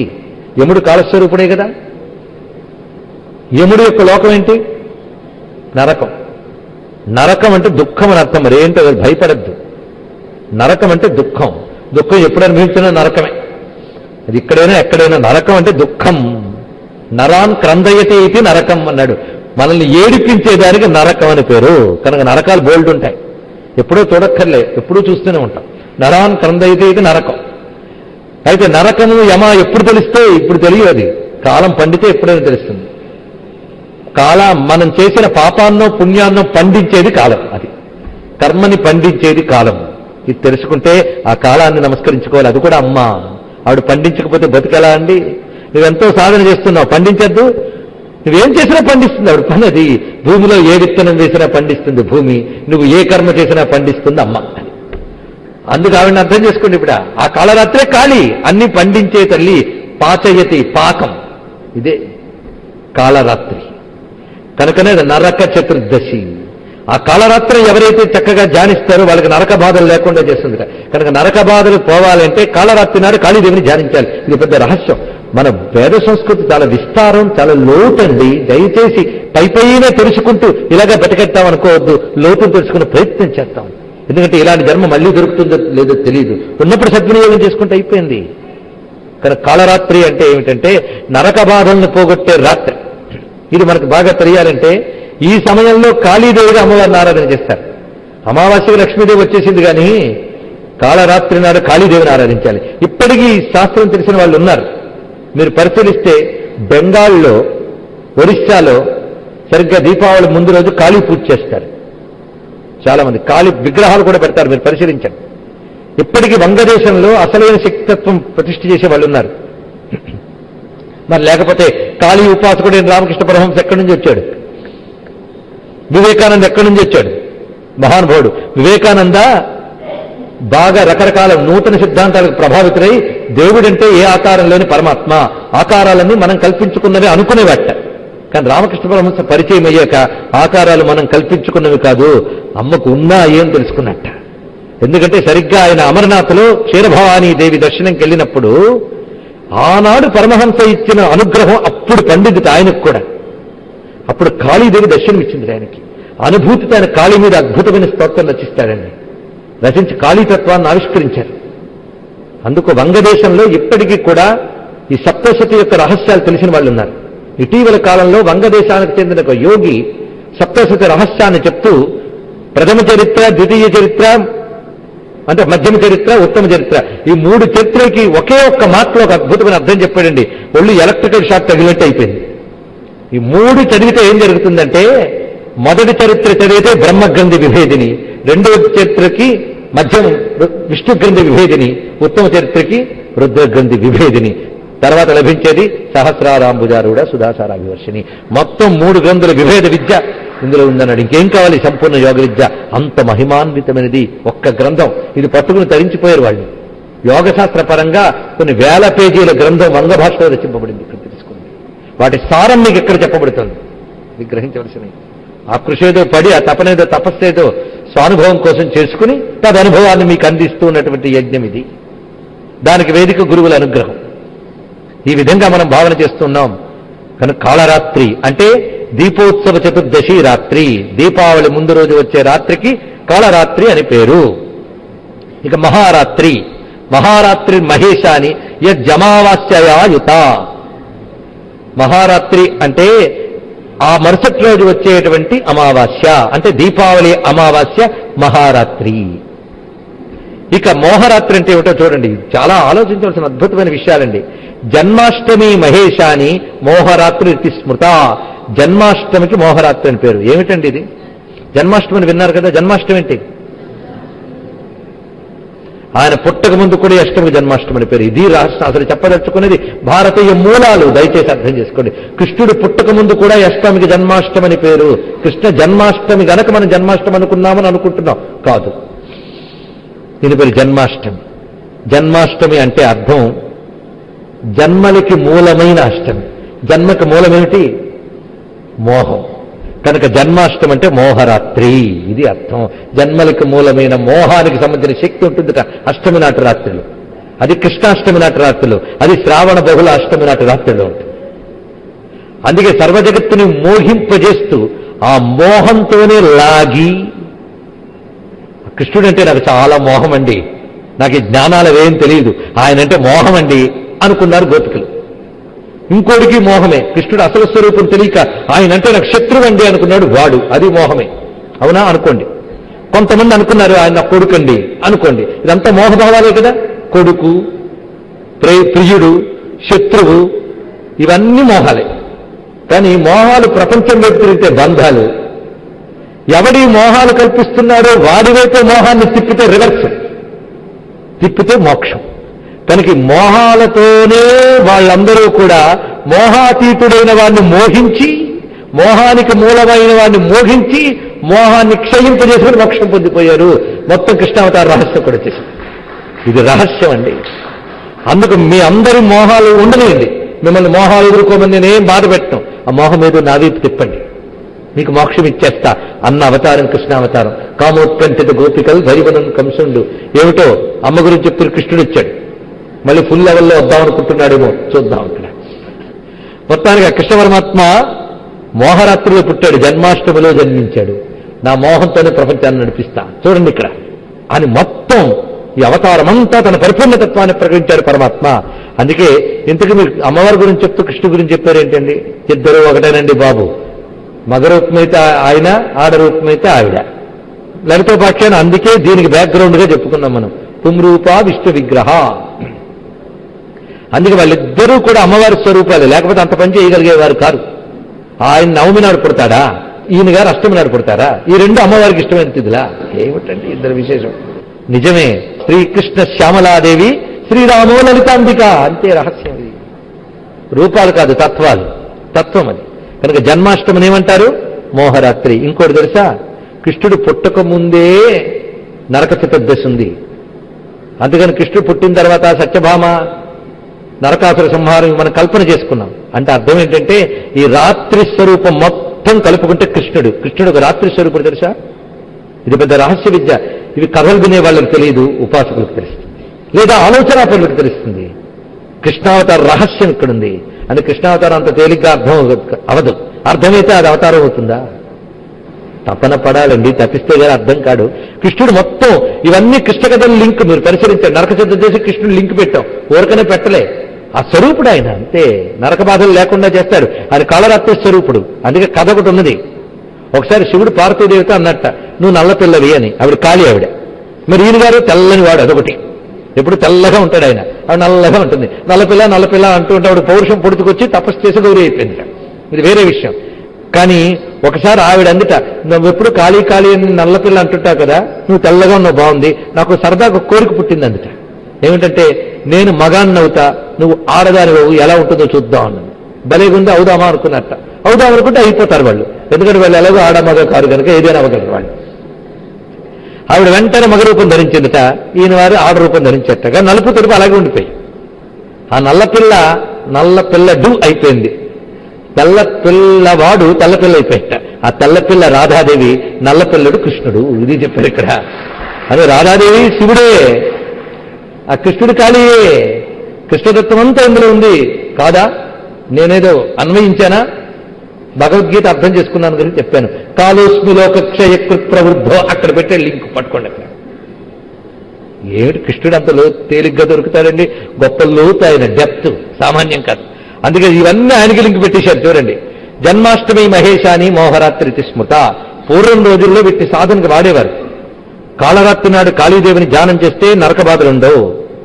దీపరాత్రి నాడు మహాలక్ష్మిని ధ్యానం చేస్తే దరిద్ర బాధ ఉండదు. జన్మాష్టమి నాడు అమ్మవారిని మీరు ఆరాధన చేస్తే మోహం నశించిపోతుంది. అది చెయ్యాలి మనం. మోహం నశింపజేయడం కోసమే జన్మాష్టమి నాడు పుట్టాడు. మోహాన్ని నశింపజేసే మోక్షప్రదాత అవతారం, అందుకు పుట్టాడు. అది జన్మాష్టమి. నేను మీకు కృష్ణుడు పుట్టాడు జన్మాష్టమి అని చెప్పాను, కానీ మీరు కొంచెం తెలివైన వాళ్ళు ఆలోచించండి. కృష్ణుడు వసుదేవుడి ఇంట్లో పుడితే అదే సమయంలో అమ్మవారు నందయశోదరికి పుట్టింది. మరి అది కృష్ణాష్టమి కాదా చెప్పండి ఇక్కడ? మరి ఆవిడ అదే నా సమయంలో పుట్టింది కదా. కనుక అంత కృష్ణుడు కదా ఇంపార్టెంట్, అమ్మకి అంత ఇంపార్టెంట్. ఆ మాటకు వస్తే అది కృష్ణుడు మాట అంటాడు దేవి భాగవతంలో కూడా అనుంటాడు. కానీ భాగవతంలో కృష్ణుడు హీరో గనక ఆ మాట బయటికి చెప్పలేదు వీళ్ళు. కానీ దేవి భాగవతంలో అంటాడు ఏమనంటే, మా అక్క లేదా చెల్లెనండి, అక్క చెల్లె గొడవ ఎందుకు, ఇద్దరు ఒకేసారి పుట్టారు. కబలంటే బాగుంటుంది, ట్విన్స్. ఆవిడ పుట్టడం వల్ల నేను బతికాను అన్నాడు. ఏం తెలుసా మీకు? నేను బతికాను ఎందుకంటే ఆవిడ పుట్టి నేను అక్కడికి వెళ్తే ఇక్కడికి వచ్చి ఇంత కథను వెళ్ళిపోయింది కనుక నేను బతికాను, ఆవిడ వల్ల నేను సేఫ్ అన్నాడు ఆయన. అందుకు మా అక్కను బాగా తలంచుకుంటే మీరు బాగుపడతారు అని చెప్పాడు ఆ మహానుభావుడు. అందుకు మనందరం కూడా కాళరాత్రిని తలంచుకుందాం. అమ్మకి పేర్లు చెప్తాడు భాగవతంలో కృష్ణుడు. ఏమనంటే ఆవిడ పేర్లు ఏంటంటే కాళీ, కృష్ణ, ఇవన్నీ ఆవిడ పేర్లు. మాధవి, ఈయన పేర్లన్నీ ఆవిడ పేర్లు చెప్పాడు. మరి అక్కా చెల్లెళ్ళు ఇద్దరు ఒకే లైట్. అందుకే ఇక్కడ ఈ స్వరూపం చూడండి ఎంత అందంగా ఉంది. మొత్తానికి జన్మాష్టమికి మోహరాత్రి అని పేరు. మరి దారుణారాత్రి అంటే వైశాఖ శుక్లగా అక్షయ తృతీయ దారుణోచ్యతే. వైశాఖ శుక్ల తృతీయ అంటే అక్షయ తృతీయ అండి. అక్షయ తృతీయని దారుణారాత్రి అని అంటారు. ఇది చాలా ముఖ్యం. ఇవన్నీ కూడా ఆ రాత్రికి ఏదో ప్రత్యేకత ఉంది. మరి అక్షయమని ఎందుకన్నారంటే అనంత ఫలప్రదాయిని. ఆ రాత్రి నాడు కానీ ఆరాధన చేస్తే అనంత ఫలాన్ని ఇవ్వగలదా తల్లి. అది అనమాట అక్షయ తృతీయ. ఆఖరికి ఈ రోజుల్లో అక్షయ తృతీయ బాగా పాపులర్ అయింది. ఎందుకు? ఏదో కొనుక్కుంటే బాగుంటుంది, అవి మిగిలే. ఏదైనా కమర్షియలైజ్ చేస్తే కానీ మిగిలిన పరిస్థితులు మనం ఉన్నాం, దౌర్భాగ్యం. అందుకే ఉత్తమ జ్ఞానం మాత్రం ప్రాచుర్యాలకు అతీతంగానే లభిస్తూ ఉంటుంది, మనం పట్టుకోగలగాలి దాన్ని. వైశాఖ శుక్ల తృతీయ అనేది అక్షయ ఫలప్రదానం చెప్పారు, కానీ బంగారం కొనుక్కుంటే అక్షయం అని అప్పుడు చెప్పలేదు. సాధన చేసుకుంటే అక్షయం అవుతుంది, దానికి వినియోగించుకోండి. అక్షయ తృతీయ. తర్వాత ఘోరరాత్రి, ఇది కూడా చెప్పుకున్న సందర్భం వచ్చింది కనుక. ఘోరరాత్రి అంటే మార్గశీర్ష కృష్ణాష్టమి. ఘోరరాత్రి, ఘోరం అంటే బాధాకరం, బాధలన్నీ పోవాలంటే ఆ రాత్రి. అమ్మవారికి రాత్రి సాధనలు చాలా ప్రీతి. అంతర్ముఖత్వ సాధనలకి రాత్రి సాధనలు, ఇది అంతర్ముఖ సాధనలు అనే రాత్రిపూట ధ్యానం చాలా విశేషం. అంటే రాత్రి సాధనలు అంటే అభిచారాలు అనుకోవద్దు దయచేసి. రాత్రి సాధనలు అంతర్ముఖ ప్రయాణానికి పనికొస్తాయి, అది ప్రధానమైనవి. అందుకే మహాత్ముల సాధనలు ఎవరు సద్దుమణిగిన కాలంలోనే జరిగిపోతాయి. అది వాళ్ళు దానికోసం మడి తడి అక్కర్లేదు, మీరు ఎక్కడంటే అక్కడ కూర్చొని అమ్మని ధ్యానించండి. మంత్రాలు తంత్రాలు అయితే మాత్రం గురువుల పద్ధతి ప్రకారం చేయండి. అమ్మని తలంచుకోవడం మాత్రం ఏకాంతంలో అంతర్ముఖంలో తలంచుకోండి. నామాలు చాలవా, ఈ స్తోత్రాలు చాలవా? మొత్తానికి కాళరాత్రి మహారాత్రి మోహరాత్రిశ్చ దారుణ అయింది కదా. త్వం శ్రీహి త్వం ఈశ్వరి త్వం హ్రీహి త్వం బుద్ధిర్బోధ లక్షణ. త్వం స్త్రీహి, అమ్మా నువ్వు స్త్రీవి. స్త్రీ అంటే లక్ష్మి, అంతే కదా. అంత తేలిగ్గా చెప్తే అయిందా? స్త్రీహి అంటే ఐశ్వర్య రూపిణి, శోభారూపిణి, కాంతి రూపిణి, కళారూపిణి, ఇన్ని అర్థాలున్నాయి. ఒక శోభ, ఒక అందం, ఒక కళ, ఒక గొప్ప గుణం, వీటన్నిటికీ స్త్రీ అని పేరు. ఇవన్నీ కలబోసిన తల్లి స్త్రీ అంటే. కనుక ఇందులో ఏది కావాలన్నా ఆ స్త్రీని పట్టుకోవాలి మనం. అందుకని స్త్రీ అనే మాటకి ఇక్కడ అర్థం మాత్రం శాస్త్రవేత్తలు వైదిక అర్థం చెప్పారు. వైదికార్థం ప్రకారంగా రుచస్సామానియజూ గుంషి సాహి స్త్రీరమృతాసతాం. ఋగ్యజుస్సామాత్మకమైన వేద విద్యలు ఉన్న తేజస్సుని స్త్రీ అంటారు, ఆవిడ శ్రీ. ఇది తెలిసింది కదా. తం ఈశ్వరి, ఈవిడ ఈశ్వరి. ఈశ్వరిని తేలిగ్గా అంటున్నాం కానీ అది గొప్ప మాట. ఈశ్వరి ఆవిడ. ఈశ్వరి అంటే సృష్టి స్థితులయ కారిణి అయిన సమర్థురాలు. ఈశ్వరుడు అంటే సర్వసమర్థుడు, ఇది అర్థం. రెండవ అర్థం, అన్ని ఐశ్వర్యములు ఎవడివో వాడు ఈశ్వరుడు, లేదా ఎవరివో ఆమె ఈశ్వరి. అన్ని ఐశ్వర్యములు ఆవిడ అధీనంలో ఉన్నాయి, ఆవిడ సర్వసమర్థురాలు, ఇది ఈశ్వరి శబ్దం. త్వం హ్రీహి, హ్రీ. హ్రీ అంటే అర్థం ఏమిటి? నిజానికి హ్రీ అంటే అన్నిటిని లోపలికి లాక్కునే శక్తి, హ్రీ. దీన్ని లజ్జ అంటారు, బిడియం అంటారు. బయటికి ప్రకటించకుండా లోపల దాచేసుకుంటే బిడియమే కదా. ఆవిడ బిడియం, హ్రీ. సర్వజగత్తుని తన లోపలికి లాక్కునే లీన శక్తి హ్రీ, ఇది అర్థం. అంతేకాదు లజ్జాభిమాన దేవత. లజ్జ అంటే ఏమిటో తర్వాత చెప్పుకుందాం, చాలా ఉంది చెప్పుకోవడానికి. తం బుద్ధి బోధలక్షణ. తం బుద్ధి, అమ్మా నువ్వు బుద్ధి స్వరూపంతో ఉంటావు. బోధలక్షణ, అది వెంటనే బుద్ధి బోధలక్షణ. బోధ అంటే అర్థం అవ్వడం, బోధ అంటే బోధపడిందా అని అంటూ ఉంటారు, అంటే అర్థమైందా అని అర్థం. ఒకదాన్ని అర్థం చేసుకునే శక్తిని బుద్ధి అంటారు, అది బుద్ధి బోధ లక్షణ. బోధపడిందా అని అంటూ ఉంటారు, అంటే అర్థమైందా అని అర్థం. ఒకదాన్ని అర్థం చేసుకునే శక్తిని బుద్ధి అంటారు, అది బుద్ధి బోధ లక్షణ. మనలో అర్థం చేసుకునే శక్తి బోధ లక్షణ. మీరు చెప్పింది ఏది నాకు అర్థం కాలేదు కనుక నాకు బుద్ధి లేదు అనద్దు. నేను చెప్పింది అర్థం కాకపోవచ్చు కానీ ఇంటికి వెళ్ళి టీవీ చూస్తే సీరియల్ అర్థమవుతుంది, అప్పుడు పనిచేసింది. అది అప్పుడు పనిచేసింది దానికి, ఇప్పుడు పనిచేయలేదు, అంతే తేడా. కానీ ఉంటుంది, అందరిలో ఉంది, లేకపోతే ఎవడుంటాడండి. అది భగవంతుడి వైపు పనిచేస్తే మహామేధ, లోకం పనిచేస్తే పొట్టి మేధ, అంతే. పనిచేసింది మొత్తం. అదేం చేస్తాం? లైట్ ఉంది, నువ్వు ఫోకస్ దేని మీద వేసేవో చూసుకో. బంగారం మీద వేసావా, చెత్త మీద వేసావా, అది నీ యొక్క దృష్టి బట్టి ఉంటుంది. కనుక నీలో ఉన్న అమ్మ ఇచ్చిన బుద్ధి అనే లైటు అమ్మ వైపు ప్రసరిస్తే అమ్మ అర్థమవుతుంది, ప్రపంచం వైపు ప్రసరిస్తే ప్రపంచం అర్థమవుతుంది. తెలుసుకో. త్వం బుద్ధిర్బోధ లక్షణ, అర్థమయ్యే శక్తిగా ఉన్నదానివి. అమ్మా నువ్వు లజ్జవు, నువ్వు పుష్టివి, నువ్వు తుష్టివి. ఎంత బాగున్నాయి. నువ్వు లజ్జవు, అమ్మ పేరు లజ్జట. లజ్జ అంటే దీనికి చాలా ప్రధానమైన అర్థం ఉన్నది. మరొక చోట కూడా వస్తుంది కనుక వదులుతాం, ఇక్కడ కొంచెం విశ్రాంతి ఇద్దాం బ్రహ్మగారికి. పుష్టిహి తుష్టిహి ఇవి కూడా వస్తాయి, ఇక్కడ కూడా వచ్చినవే అక్కడ కూడా విస్తారం అవుతాయి. ఒక స్తోత్రం బాగా అర్థమైతే ఇంకో స్తోత్రం సులభంగా వెళ్ళిపోతుంది, అది దీనిలో రహస్యం. ఇక్కడ మాటలు అక్కడ వస్తాయి, మీకు నాకు కన్వీనియంట్. కానీ ఇక్కడ చెప్పకుండా వదిలేసామంటే అక్కడ చెప్పడానికి రెడీగా ఉండాలి. నేను చెప్పడానికి రెడీవే, మీరు వినడానికి రెడీగా ఉండాలి. లజ్జ, పుష్టి, తుష్టి ఈ మూడు నువ్వే అన్నాడు. లజ్జ, లజ్జ అంటే సిగ్గు అంటే తెలుసా? అమ్మా నువ్వు సిగ్గు రూపంతో ఉన్నావు, లజ్జ. లజ్జ అమ్మవారి యొక్క రూపంటండి. తర్వాత లజ్జ గురించి బాగా మాట్లాడదాం. లజ్జ అంటే ఒక్క చిన్న అర్థం ఇప్పుడు చెప్పిస్తా, వచ్చింది కనుక. లజ్జ అంటే వెనుకకు లాగుట, వెనుకంజ వేయుట అని అర్థం. ఇది ఆవిడ రూపంట. అందుకే నేను అన్నిటికీ వెనుకంజ వేస్తూ ఉంటానండి. ఒక ఆయన సంధ్యావందనం నన్ను చేయమన్నాడు, ఇప్పటికీ వెనుకంజ వేశాను కనుక లజ్జ ఉంది. అది కాదు ఇక్కడ. అధర్మం చేయడానికి వెనుకంజ వేయడాన్ని లజ్జ అంటారు. ఇది గుర్తుపెట్టుకోండి. అధర్మం చేయడానికి వెనుకంజ వేయడం. మనం కూడా ఏదైనా వస్తువు కనబడుతూ ఉంటే తీసుకో బుద్ధేస్తుంది, కానీ తీసుకోకుండా వెనుకంజ వేస్తాం. ఎందుకు? ఎవడని చూస్తే తంతాడేమోనని. అలా వెనుకంజ వేయడం కాదు, ఇలా తీసుకోవడం అధర్మం అని నీకు తెలిసి వెనుకంజ వేస్తే అది ఉత్తమ లక్షణం. మహాత్ములు ఎవరికో దొరికిపోతామని తప్పు చేయకుండా ఉండరు వాళ్ళు. కొంతమంది చాలా మంచి వాళ్ళుగా చలామణి అయిపోతూ ఉంటారు, ఎందుకు? దొరకలేదు కనుక. కానీ మహాత్ములు దొరికినా దొరకకపోయినా తప్పు చేయరు. చాలా మంది ఒక ఆయన గొప్ప మాట అన్నాడు, అవకాశం లేక చాలా మంది మంచి వాళ్ళుగా మిగిలిపోయారు అన్నాడు ఒక ఆయన. అవకాశం లేక మంచి వాళ్ళకి మిగిలిపోయారట. కానీ తప్పు చేయడానికి అవకాశం ఉన్నా తప్పు చేయకుండా వెనకయ్యడమే లజ్జ అంటే. ఇది ఉత్తముల్లో స్వాభావికంగా ఉంటుంది ఈ లక్షణం.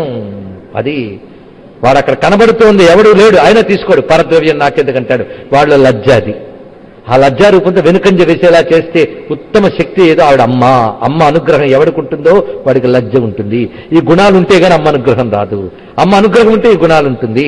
ఈ గుణాలు నీకు అమ్మ ఇచ్చింది అంటే నిన్ను దగ్గరికి తీసుకోవడానికి అమ్మ ప్రయత్నం చేస్తుందని అర్థం. లజ్జ. పుష్టి. పుష్టి అంటే నిండుతనము, ఇది అర్థం. ఆ నిండుతనం అమ్మ యొక్క రూపము. అంటే అన్ని సమృద్ధిగా ఉండాలి, ఆ సమృద్ధి అమ్మ. పుష్టి అంటే. పుష్టి ఉంటే లాభం లేదు, తుష్టి కూడా ఉండాలి. ఏముంటే బాగుంటాయని మనం అనుకుంటామో అవన్నీ ఉన్నవాడి దగ్గరికి వెళ్ళి అడగండి, నువ్వు బాగున్నావా అని. వాడు చెప్తాడు, ఎప్పుడు తృప్తి లేదయ్యా అన్నాడు. అంటే అన్ని పుష్టిగా ఉంటే లాభం లేదు, తుష్టిగా ఉండాలి, నువ్వు సంతోషంగా ఉండాలి. కనుక సంతోషం అమ్మ రూపం. అన్ని సమృద్ధిగా ఉండడం అమ్మ రూపం, సంతోషం అమ్మ రూపం. అందుకే పుష్టి, తుష్టి ఇవి లేవనుకోండి, అడగండి.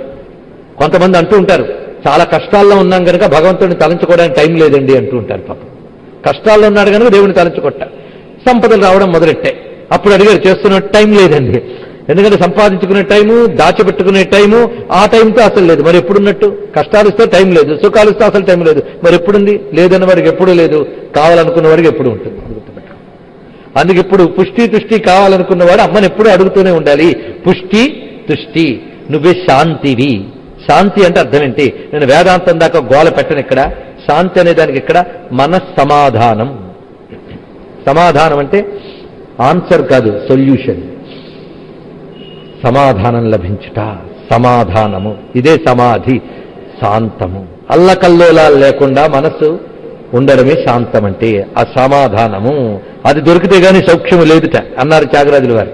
శాంతము లేక సౌఖ్యము లేదు. కానీ పుష్టి, తుష్టి, శాంతి, లజ్జ ఇవన్నీ రూపం. నీ రూపమేనమ్మా. అమ్మ అంటే ఎన్ని అద్భుతాలు చెప్తున్నాడు. క్షాంతిరేవచ, సహనానివి నువ్వే అన్నాడు. గొప్ప విషయం అండి. సహనం అమ్మ రూపం. ఒక్కసారి సహనం వహించకపోతే కొన్ని యుగాలు బాధపడినా తేరుకోలేనంత నష్టాన్ని అనుభవించక తప్పదు. అవునా లేదా? కొద్దిపాటి సహనం నిన్నెంత కాపాడుతుంది. రావణాసుడు ఎదురుగా నిలబడి నోటుకొచ్చినట్టు మాట్లాడుతూ ఉంటే, ఏమిటి అలా మీద మీదకి వస్తున్నావు? తగలబెట్టేస్తాను, జాగ్రత్త. నిన్ను తగలబెట్టగలిగే శక్తి నాకుంది, కానీ రాముడి సందేశం రాలేదు గనక తగలబెట్టలేదు. ఆవిడ సహించింది. అది సహనం. ఆ క్షాంతి జగతికి రక్ష ఇచ్చిందా లేదా? అంతేకాదు, సీతమ్మను నానా మాటలు అన్నాడు రావణాసురుడు. ఆ కిందన్న రాక్షస స్త్రీలు నానా మాటలు అన్నారు. అదంతా చూస్తూ ఎంత ఉగ్రత్వం కలిగినా సహనం వహించాడు మరో స్వామి చెట్టు మీద. ఎవడు? శాంతి. రావణాసుడు తీసుకువెళ్ళి సంవత్సరం ఉంచినా వాటి టైం వచ్చే వరకు జాగ్రత్తగా చూసుకుని అప్పటి వరకు సహనం వహించాడు రామచంద్రమూర్తి. మహాత్ములు క్షమతో ఎదుర్కొంటారు కనుక ఓర్చినమ్మకి తేట నీరు. గుర్తుపెట్టుకోండి, క్షముండాలి, క్షముండాలి. ఏ దీక్ష సాగాలన్నా ఉండవలసిన మొదటి గుణం క్షమ. అందుకే ఎవరు దేంతో సాధిస్తారో పెద్దవాళ్ళు చెప్పారు. హింసాబలమసాధూనాం రాజ్ఞా దండ విధిర్బలం, అలాగే క్షమా గుణవతాం బలం, బాలానాం రోదనం బలం. ఇది చెప్పారు. ఎవరెవరు ఎలా పనిని సాధిస్తారో చెప్పారు. దుర్మార్గులు హింసించి సాధిస్తారు, రాజు దండించి సాధిస్తారు, పిల్లలు ఏడ్చి సాధిస్తారు, గుణవంతులు క్షమతో సాధిస్తారు అని చెప్పారు. ఇక్కడ క్షమ సహనమే సాధనకి ప్రధానమైన పునాది. అందుకే అమ్మా ఆ క్షమారూపము నువ్వు, నాకు సహనం తక్కువండి, అమ్మవారిని అడగండి, ఇస్తుంది ఆవిడ. ఖాళీ అయినవన్నీ నింపడమే ఆవిడ చేసే పని. క్షమ తక్కువైతే ఆవిడని అడగండి, క్షమా గుణవతం. ఇంతవరకు అమ్మ రూపాన్ని చెప్పేశారు చూడండి, అమ్మ తత్వం చెప్పారు. ఇప్పటి వరకు ఎలాంటి చెప్పారంటే, మీరు ఒక బొమ్మ చేయదలుచుకున్నారు, ఏ బొమ్మ చేయదలుచుకున్నా డిసైడ్ చేసుకోండి, దానికి తగ్గ మెటీరియల్ సంపాదించుకోండి. మట్టి బొమ్మ చేయదలుచుకుంటే మట్టినంతటి తెచ్చుకుని బొమ్మ చేశారు. ఆ బొమ్మలో ఏముంది? మట్టి ఉంటుంది. మట్టితో చేసిన బొమ్మలో మట్టి ఉంది. ఇప్పటి వరకు మట్టి వచ్చింది మెటీరియల్. ఏమిటా మట్టి? తం సాహా తం సదా తం హి. ఇంతవరకు చెప్పినవన్నీ దగ్గరికి తెచ్చుకోండి. ఈ తెచ్చిందంతా స్తోత్రం చేశాడు కదా, ఈ స్తోత్రం చేసిన శబ్దాల్లో చెప్పిన భావం, శక్తి, గుణం, లీల, తత్వం అంతా కలిసి ఒక రూపం ధరించి బ్రహ్మ ముందుకు వస్తుంది. ఆ రూపాన్ని ఒక్కసారి చూడండి ఎలా వచ్చిందో. ఖడ్గిని, శూలిని, ఘోర, గదిని, చక్రిని, తథా శంఖిని, చాపిని, బాణభుషుండి, పరిఘాయుధా వచ్చింది. ఇప్పుడు ఎదురుగా కనబడింది ఆ రూపం. వస్తుంది ఆ తల్లి. ఇంతవరకు రూపరహితమైన తత్వాన్ని చెప్పాడు. ఆ తత్వం ఇప్పుడు రూపసహితంగా బ్రహ్మకి ధ్యానంలోకి వచ్చేసింది. ఇంకా బయట కనబడుతుంది ఇప్పుడు ఆ తల్లి. ఇప్పుడు ఖడ్గిని, ఖడ్గం పట్టుకుని కనబడుతోంది, శూలం పట్టుకుంది, ఘోరము అనబడే ఆయుధం ధరించిందిట. అంటే తలంచుకుంటేనే ఘోరం, చెప్పడానికి భయం. దీనికి వ్యాఖ్యాతలు చెప్పారు, తెగిన మానవ శిరస్సు ఘోరం అంటే అది పట్టుకుంది. అక్కడ ఖడ్గిని, శూలిని, ఘోర రాసుకుంటున్నారా? గదిని, గద పట్టుకుంది, చక్రిని, చక్రం పట్టుకుంది, శంఖిని, శంఖం పట్టుకుంది, చాపిని, ధనుస్సు పట్టుకుంది, బాణము, భుషుండి, భుషుండి అని ఒక ఆయుధం, అలాగే పరిఘ అనబడే మరొక ఆయుధం, పరిఘాయుధ. మొత్తం ఎన్నొచ్చాయి? 10 ఆయుధాలు ధరించిందండి. 10 ఆయుధాలతో ఉన్న తల్లి. అంటే ఇప్పటి వరకు చెప్పిన తత్వం ఒక రూపం ధరించింది. ఈ రూపం నుండి ఆ తత్వం ఉంది, ఆ తత్వం ఈ రూపం ధరించింది. ఇప్పుడు చెప్పిన ఈ తత్వాన్ని ఈ శ్లోకానికి ధ్యాన శ్లోకం. ఇప్పటి వరకు చెప్పుకున్న స్తోత్రాన్ని ఈ శ్లోకంతో ధ్యానించండి. ఈ శ్లోకం చెప్పనా? ఖడ్గం చక్రగదేషు చాప పరిఘాన్ శూలం భుషుండీం శిరః శంఖం సందదతిం కరైస్త్రినయనాం సర్వాంగభూషావృతాం యాం హంతుం మధుకైటభౌ జలజభూస్తుష్టావ సుప్తే హరే నీలాస్మజ్యుతిమాస్య పాదదశకాం సేవే మహాకాళికాం యాం హంతుం మధుకైటభౌ జలజభూస్తుష్టావ సుప్తే హరౌ నీలాస్మజ్యుతిమాస్య పాదదశకాం సేవే మహాకాళికాం. ఇదే అనమాట మహాకాళి స్తోత్రం అండి. ప్రథమ చరిత్ర చెప్పే ముందు దీన్ని ధ్యానం చేస్తారు. అంటే ఈ చరిత్ర మొత్తంలో ఇవి కూర్చున్నట్టుంది. ఈ తల్లిని ధ్యానించండి. ఖడ్గం చక్ర గదేషు చాప పరిగాన్ శూలం భుషుండీం శిరః. ఇది చెప్పిందంతా ఇక్కడుంది. పట్టుకుని నల్లగా ఉన్నటువంటి తల్లి, మధుకైటపుల్ని సంహరించడానికి రెడీ అయిపోతున్నటువంటి తల్లి, మొత్తం 10 తలలతో 10 పాదాలతో ఆస్య పాద దశకాం. 10 తలలు 10 పాదాలతో నల్లగా ఉందిట. నీల అస్మజ్యుతి, ఇంద్రనీల కాంతులతో ప్రకాశించిపోతున్న నీలకాంతులతో ఉన్నటువంటి ఆ తల్లి సేవే మహాకాళికాం. ఆ తల్లి ఇందులో చెప్పబడుతున్నది. ఆ తల్లి గాయత్రి, ఆ తల్లి ఇత్యాదులన్నీ కూడా. అయితే అమ్మా నువ్వు ఉగ్రరూపినివా, సౌమ్య రూపినివా? అమ్మా నిన్ను మించిన అందగత్తి ఎవరున్నారు తల్లి? సౌమ్యా సౌమ్యతరా అశేష సౌమ్యేభ్యస్వతి సుందరి. అమ్మా నువ్వు అత్యంత సౌమ్యురాలవు. సౌమ్యభావం అంటే సుందరీ భావం. మన పట్ల సుముఖంగా ఉంటే సౌందర్యం, మనకు ఆనందం కలిగిస్తూ కనిపిస్తే సౌందర్యం. అదిగా సౌందర్య లహరిలో చెప్పుకున్నాం. ఈ సౌమ్యాలు సుందరాలు చాలా ఉంటాయి, అందులో ఇదొకటి అని నేను అన్ను. నువ్వు సౌమ్య తరవు అంటే ఎన్ని సౌందర్యాలు చెప్పినా దానిపైన నువ్వు ఉంటావు కదా, వాటితో సమానం కాదు తల్లి. అంతేకాదు అన్ని సుందర వస్తువుల కంటే నువ్వే సుందరము, నిన్ను మించిన సుందరము లేదు. నువ్వు సౌందర్య లహరివి, నీవు త్రిపుర సుందరివి. అందుకే సౌమ్య సౌమ్యతర అశేష సౌమ్యేభ్యస్పతి సుందరి. అశేష సౌమ్యేభ్యస్పతి సుందరి, సమస్త సౌందర్య వస్తువుల కంటే నువ్వు సుందరివి. అందుకే నిన్ను పరా అన్నారు. పరా అంటే శ్రేష్టమైన దానవు, అన్నిటినీ మించిన దానవు. అయ్యో కాదయ్యా, సృష్టిలో శ్రేష్టమైన వస్తువులు చాలా ఉన్నాయి కదా అంటే, ఎన్ని వస్తువులు నువ్వు పెట్టినా వాటికి పైనే ఉంటుంది అమ్మవారు. అందుకే పరాణాం పరమా, పరాణాం పరమా. మాటలు ఎంత అందమైన మాటలు చూడండి. సౌమ్య సౌమ్యతర అశేష సౌమ్యే భ్యస్తత్ సుందరి పరాపరాణం పరమ, అందుకే త్వమేవ పరమేశ్వరి, అందుకు నిన్ను పరమేశ్వరి అన్నారమ్మా. పరమేశ్వరి నిర్వచనం. అయితే నువ్వెక్కడున్నావు? ఇప్పుడు నేను పిలిస్తే వచ్చావంటే ఇంతవరకు లేవా? ఇంతవరకు ఉన్నదాన్నే నేను పిలిచాను. ఇది ఎక్కడ అర్థం? అక్కడ పొదుగులో పాలున్నాయి, ఈ పాలు తయారైంది ఆ ఆవు యొక్క సర్వశరీర రక్తాణువుల్లోంచే తయారైంది. ఆ పొదుగు ద్వారా పిండం, నువ్వు పిండితే వచ్చింది కానీ అక్కడ ఉంది అది. కనుక నువ్వు స్తోత్రం సాధన ద్వారా ప్రపంచంలో వ్యాపించిన అమ్మని నువ్వు పిండి తెచ్చుకున్నావు ఇక్కడికి. అందుకే నువ్వెవరంటే నాకు తెలుసమ్మా. ఎచ్చకించిత్ క్వచిద్వస్తు సదసద్వాఖిలాత్మకే తస్య సర్వస్య యా శక్తి సాత్వం కిం స్తూయసే మయా.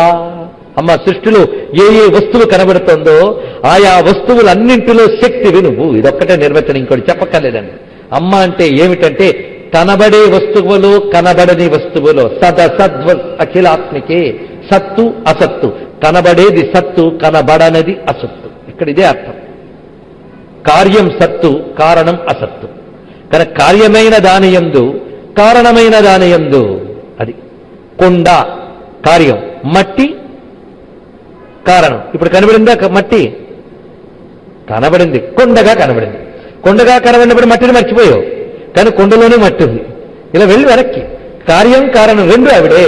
అది కార్యకారణాత్మకమైన జగత్తులో కనబడుతున్న ప్రతి వస్తువు నందు ఏ శక్తి చెప్పబడుతూ ఉన్నదో ఆ శక్తివైన నిన్ను నేనేమి స్తోత్రము చేయగలనమ్మా అంటున్నాడు బ్రహ్మదేవుడు. ఎంత గొప్ప మాట చూడండి. ఇంత స్తోత్రం చేసి ఆయన అన్నమాట ఏమిటి? నేనేమి చేయలేనమ్మా అని. కనుక స్తోత్రం చేసేటప్పుడు ఉండవలసిన అర్హత ఏమిటి అంటే నేను స్తోత్రం చేయలేను అన్న ఎరుక. నేను తరించడం కోసం నిన్ను స్తుతిస్తున్నాను కానీ నిన్ను స్తుతించగలిగి నేను స్తుతించలేనమ్మా. అంత శక్తి నాకెక్కడా? అసలు శక్తివైన నిన్ను స్తుతించే శక్తి నాకెక్కడా? ప్రణంతుం స్తోతుం వా కథమకృత పుణ్య ప్రభవతి తస్య సర్వస్య యా శక్తి సాత్వం కిం స్తూయసేమయ్యా. ఒక్క మాట చెప్తానమ్మా. ఎవడు సృష్టించి స్థితి చేసి పాలన చేస్తూ ఉంటాడో వాడిదిగో కిందున్నాడు. వాడిని కూడా నిద్రలోకి లాగేసినటువంటి నిద్రాదేవి నువ్వు. సోపి నిద్రావశం నీత యయా త్వయా జగత్స్రష్టా జగత్పాతాత్మయో జగత్. సోపి నిద్రావశం నీత కస్త్వాం స్తోతుమిహేశ్వర. అటువంటి నిన్ను నేను స్తోత్రం చేయలేను కాదు, కింద పడుకున్నాయన లేచినా నిన్ను స్తోత్రం చేయలేడు. ఇంకోడు వస్తాడు, వాడు కూడా స్తోత్రం చేయలేడు. వాడెవడు? రుద్రుడు. మేము ముగ్గురం కూడా నిన్ను స్తుతించ చేయలేం. అసలు విష్ణువు ఈ శరీరంతో కనబడ్డానికి కారణం నువ్వు, నేను ఇలా కనబడ్డానికి కారణం నువ్వు, ఆ మూడో వాడున్నాడే వాడు కనబడ్డానికి కూడా కారణం నువ్వే. విష్ణు శరీర గ్రహణం అహం ఈశానయేవచ. మా ముగ్గురు కూడా కారితాస్తేయతో స్వాం కస్తోతుం శక్తివాన్ భవేత్. బ్రహ్మ విష్ణు రుద్రులకు కూడా ఈ శరీరాది వ్యక్తీకరణలు ఇచ్చినటువంటి దానవు నువ్వే కదా తల్లి. అందుకు ఒక్క మాట నీకు చెప్తున్నాను. ఇంతవరకు నాకు తెలిసింది నీ దగ్గర అన్నాను. ఇప్పుడు నువ్వు చెయ్యాల్సిందేంటో నేను చెప్తున్నాను. అదేమిటంటే ఈ అసురులు ఉన్నారే వాళ్ళని నశింపజేసి లోకాన్ని కాపాడమ్మా. ఎవరు అసురులు? మధుకైటవులు. వాళ్ళు ఉభయుల్ని నశింపజేసి కాపాడు. స్వామి సాత్వమిత్తం ప్రభావై స్వై రుదారైర్దేవి సంస్థుత మోహయేతౌ దురాధర్షౌ అసురౌ మధుకైటభౌ. ఈ మధుకైటవులిద్దరినీ మోహింపజేయమ్మా. భలే అన్నాడండి ఇక్కడ. సంహరించమ్మా అని కూడా కాదుట, నువ్వు మోహింపజేయమ్మా అది అడగాలి. ఎందుకంటే వాళ్ళ బుద్ధిని తిప్పేస్తుంది అమ్మ. బుద్ధిని తిప్పేయడం మోహం ఉంది. ఇది తెలివైన మాట అండి. అమ్మని అడగాలి, బుద్ధిని తిప్పేయమని అడగాలి. అమ్మా చెడు వైపు వెళ్లకుండా నా బుద్ధిని తిప్పాయి, నన్ను బాధించే వాళ్ళు నా దగ్గరికి రాకుండా వాళ్ళ బుద్ధిని తిప్పాయి. అందుకే వాణ్ణి వీడిని మార్చుకుంటూ జీవితం అంతా నానాయాతన పడుతూ ఉంటాం మనం. రోజుకోటి దగ్గరికి వెళ్ళి వాడు నాకు వశం అయ్యేటట్టు చేయడం కోసం వాళ్ళ ట్రైలు, రేపు మరొకటి కోసం ట్రైలు. ఇన్ని గోళ్ళెందుకు? అన్ని బుద్ధులు ఎవరి చేతిలో ఉన్నాయో ఆ తల్లిని ఆశ్రయించండి. అన్ని బుద్ధుల్ని ఆవిడ లాగి మీ వైపు అనుకూలంగా చేసేస్తుంది. ఇది తెలివైన వాడి పని. అందుకు వాడు నాకు ప్రసన్నం కావాలి, వీడు నాకు అనుకూలం కావాలని వాడు కాళ్ళు వీడు కాళ్ళు పట్టుకుని దేబిరిస్తావే. అమ్మ కాళ్ళు పట్టుకో, లోకేశ్వరి కాళ్ళు పట్టుకో, లోకం నీ కాళ్ళు పట్టుకుంటుంది. ఇది గుర్తుపెట్టుకోండి. అమ్మని ఎవడైతే పట్టుకుంటున్నావో ఆవిడ చేతిలో అన్ని బుద్ధుల పగ్గాలు ఉన్నాయి. ఆ బుద్ధి నీ వైపు బాధించుకొని తిప్పేయగలదు. నువ్వు ఎంత వెర్రవీగుతూ లోకాన్ని హింసించాలనుకున్నా అమ్మను ఆశ్రయిస్తే హింసించే బుద్ధిని తీసేస్తుంది అతను. అంతేకాదు నీకు నువ్వు చెడు వైపు వెళ్ళిపోతున్నా నీ బుద్ధిని కూడా మంచి వైపు లాగగలదు తల్లి. ఎందుకంటే పగ్గం ఆవిడ చేతిలో ఉంది, పాశం ఆవిడ చేతిలో ఉంది. కనుక పాశం ఎవరి చేతిలో ఉందో ఆవిడ మహామాయ. మోహయేతౌ మహాసురౌ. ఇద్దరు రాక్షసులు మోహింపజేయమ్మా. దానికి నువ్వేం చేయాలి? ముందు ఈ నిద్రలేపు. ప్రబోధంచ జగత్స్వామి నియతాం అచ్యుతో లఘు. లఘు అమ్మ కొంచెం లఘువుగా ఈ జగత్స్వామిని ప్రబోధింపజేయు. కొంచెం లఘువుగా అంటే ఏదో కొంచెం తేలిగ్గా కాదు. లఘు అంటే శీఘ్రముగా, ఇది అర్థం. లఘు అంటే శీఘ్రముగా, అంటే తేలిగ్గా అంటే శీఘ్రంగా. తేలిగ్గా దొరికిపోయిందంటే వెంటనే దొరికిందని అర్థం, కానీ కొంచెం దొరికిందని అర్థం కాదు. ఇక్కడ లఘు అంటే శీఘ్రం. లఘుస్తవం మనకు స్తోత్రం ఉంది. అమ్మవారి సబ్జెక్ట్ అంతా ఇంత కాదండి. ఏమని చెప్పుకుంటాం? పంచస్తవి అని స్తోత్రం ఉంది. అందులో లఘుస్తవం అని ఒకటి ఉంది, కాళిదాస మహాకవి రచించేట. లఘుస్తవం అంటే పేరు విన్నప్పుడు అనుకున్నాను చాలా కొద్దిగానే ఉంటుందేమో, చదివేద్దాం అనుకున్నాను. చాంతాడు ఉంటుంది. మరి ఏం లఘుస్తామంటే అప్పుడు అర్థమైంది, అది చదివితే అమ్మ వెంటనే అనుగ్రహిస్తుంది. అంత రహస్యం ఉందని. కనుక నియతాం అచ్యుతం లఘు. లఘు అంటే ఎప్పుడూ లేపుతారు కదా, ఇప్పుడే లేపమ్మ నువ్వు తల్లి, నువ్వే లేపాలి ఇక్కడ, ఎందుకంటే నువ్వే నిద్రపుచ్చావు కనుక. బోధశ్చక్రీతామస్య హంతుమేతో మహాసరవు. ఎందుకు లేపాలి? ఈ రాక్షసుని చంపడం కోసం. నీ లోపల నిద్రించిన భగవత్ చైతన్యం లేస్తే గాని నిన్ను బాధించే రాక్షసులు పోరు. ఇది అర్థం. ఇప్పుడు అన్వయించుకోవడం మొత్తం కథ తెలిసిపోయింది. నీలో నాలో అందరూ విష్ణు ఉన్నాడా? ఒప్పుకుంటారా లేదా? అందరిలో విష్ణు ఉన్నాడని అందరూ ఒప్పుకుంటాం. ఎప్పుడైనా అనిపించిందా విష్ణు ఉన్నట్టు? అన్నారా? అనిపించిందా? అనడం వేరు, అనిపించడం వేరు, తర్వాత కనిపించడం. అనడం, అనిపించడం, కనిపించడం. ముందు అనడం దాకా వచ్చాం, కొంత బెట్ట. అనిపించడం ఎప్పుడో తర్వాత చూద్దాం. అందరిలో విష్ణు ఉన్నాడు, అందరిలో భగవంతుడు ఉన్నాడు, ఇది ఒకటి అలవాటు అయిపోయింది. కనుక ఇప్పుడు నేను చెప్పిన కథలో విష్ణు ఉన్నాడు, నిద్రపోయాడు. అసలు వాడంటూ ఒకడు ఉండడం వల్లే కదా ఈ మధుపేటుకులు అంటూ వచ్చారు, బ్రహ్మగారంటూ కూడా వచ్చారు. ఎవరు వీళ్ళు? ఈ సంగతి నీ లోపల విష్ణు అంటే వ్యాపించిపోయి ఉన్నాడు చైతన్యం. ఆ చైతన్యం ముందుగా నిద్రపోయింది. నిద్రపోయిందంటే తెలియబడుట లేదు. అది తెలియబడకపోవడం వల్ల అజ్ఞానం చేతి రెండు బయటకు వచ్చేసాయి. ఆ చైతన్యం అంటూ ఉంటేనే మీరు కొట్టారు, తిట్టారు, హింసించారు. దేనివల్ల చెప్పండి? మీతోనే ఇప్పుడు చెప్పిస్తా. కొట్టారు, తిట్టారు, హింసించారు. దేనివల్ల? లోపల శక్తి ఉంటేనే. పొగిడేరు, 10 మందికి మంచి పని చేశారు, మేలు చేశారు, ధర్మాన్ని అనుసరించారు, జపం చేశారు, తపం చేశారు. దేనివల్ల? లోపల శక్తి ఉంటారు. కనుకని ఏది చేసినా ఉన్నది ఒక్కటే. ఆ చైతన్యం ఎక్కడుంది? అందరిలో వ్యాపించింది. కానీ వ్యాపించిన దాన్ని తెలుసుకోలేకపోతే రాక్షసులైపోతాం.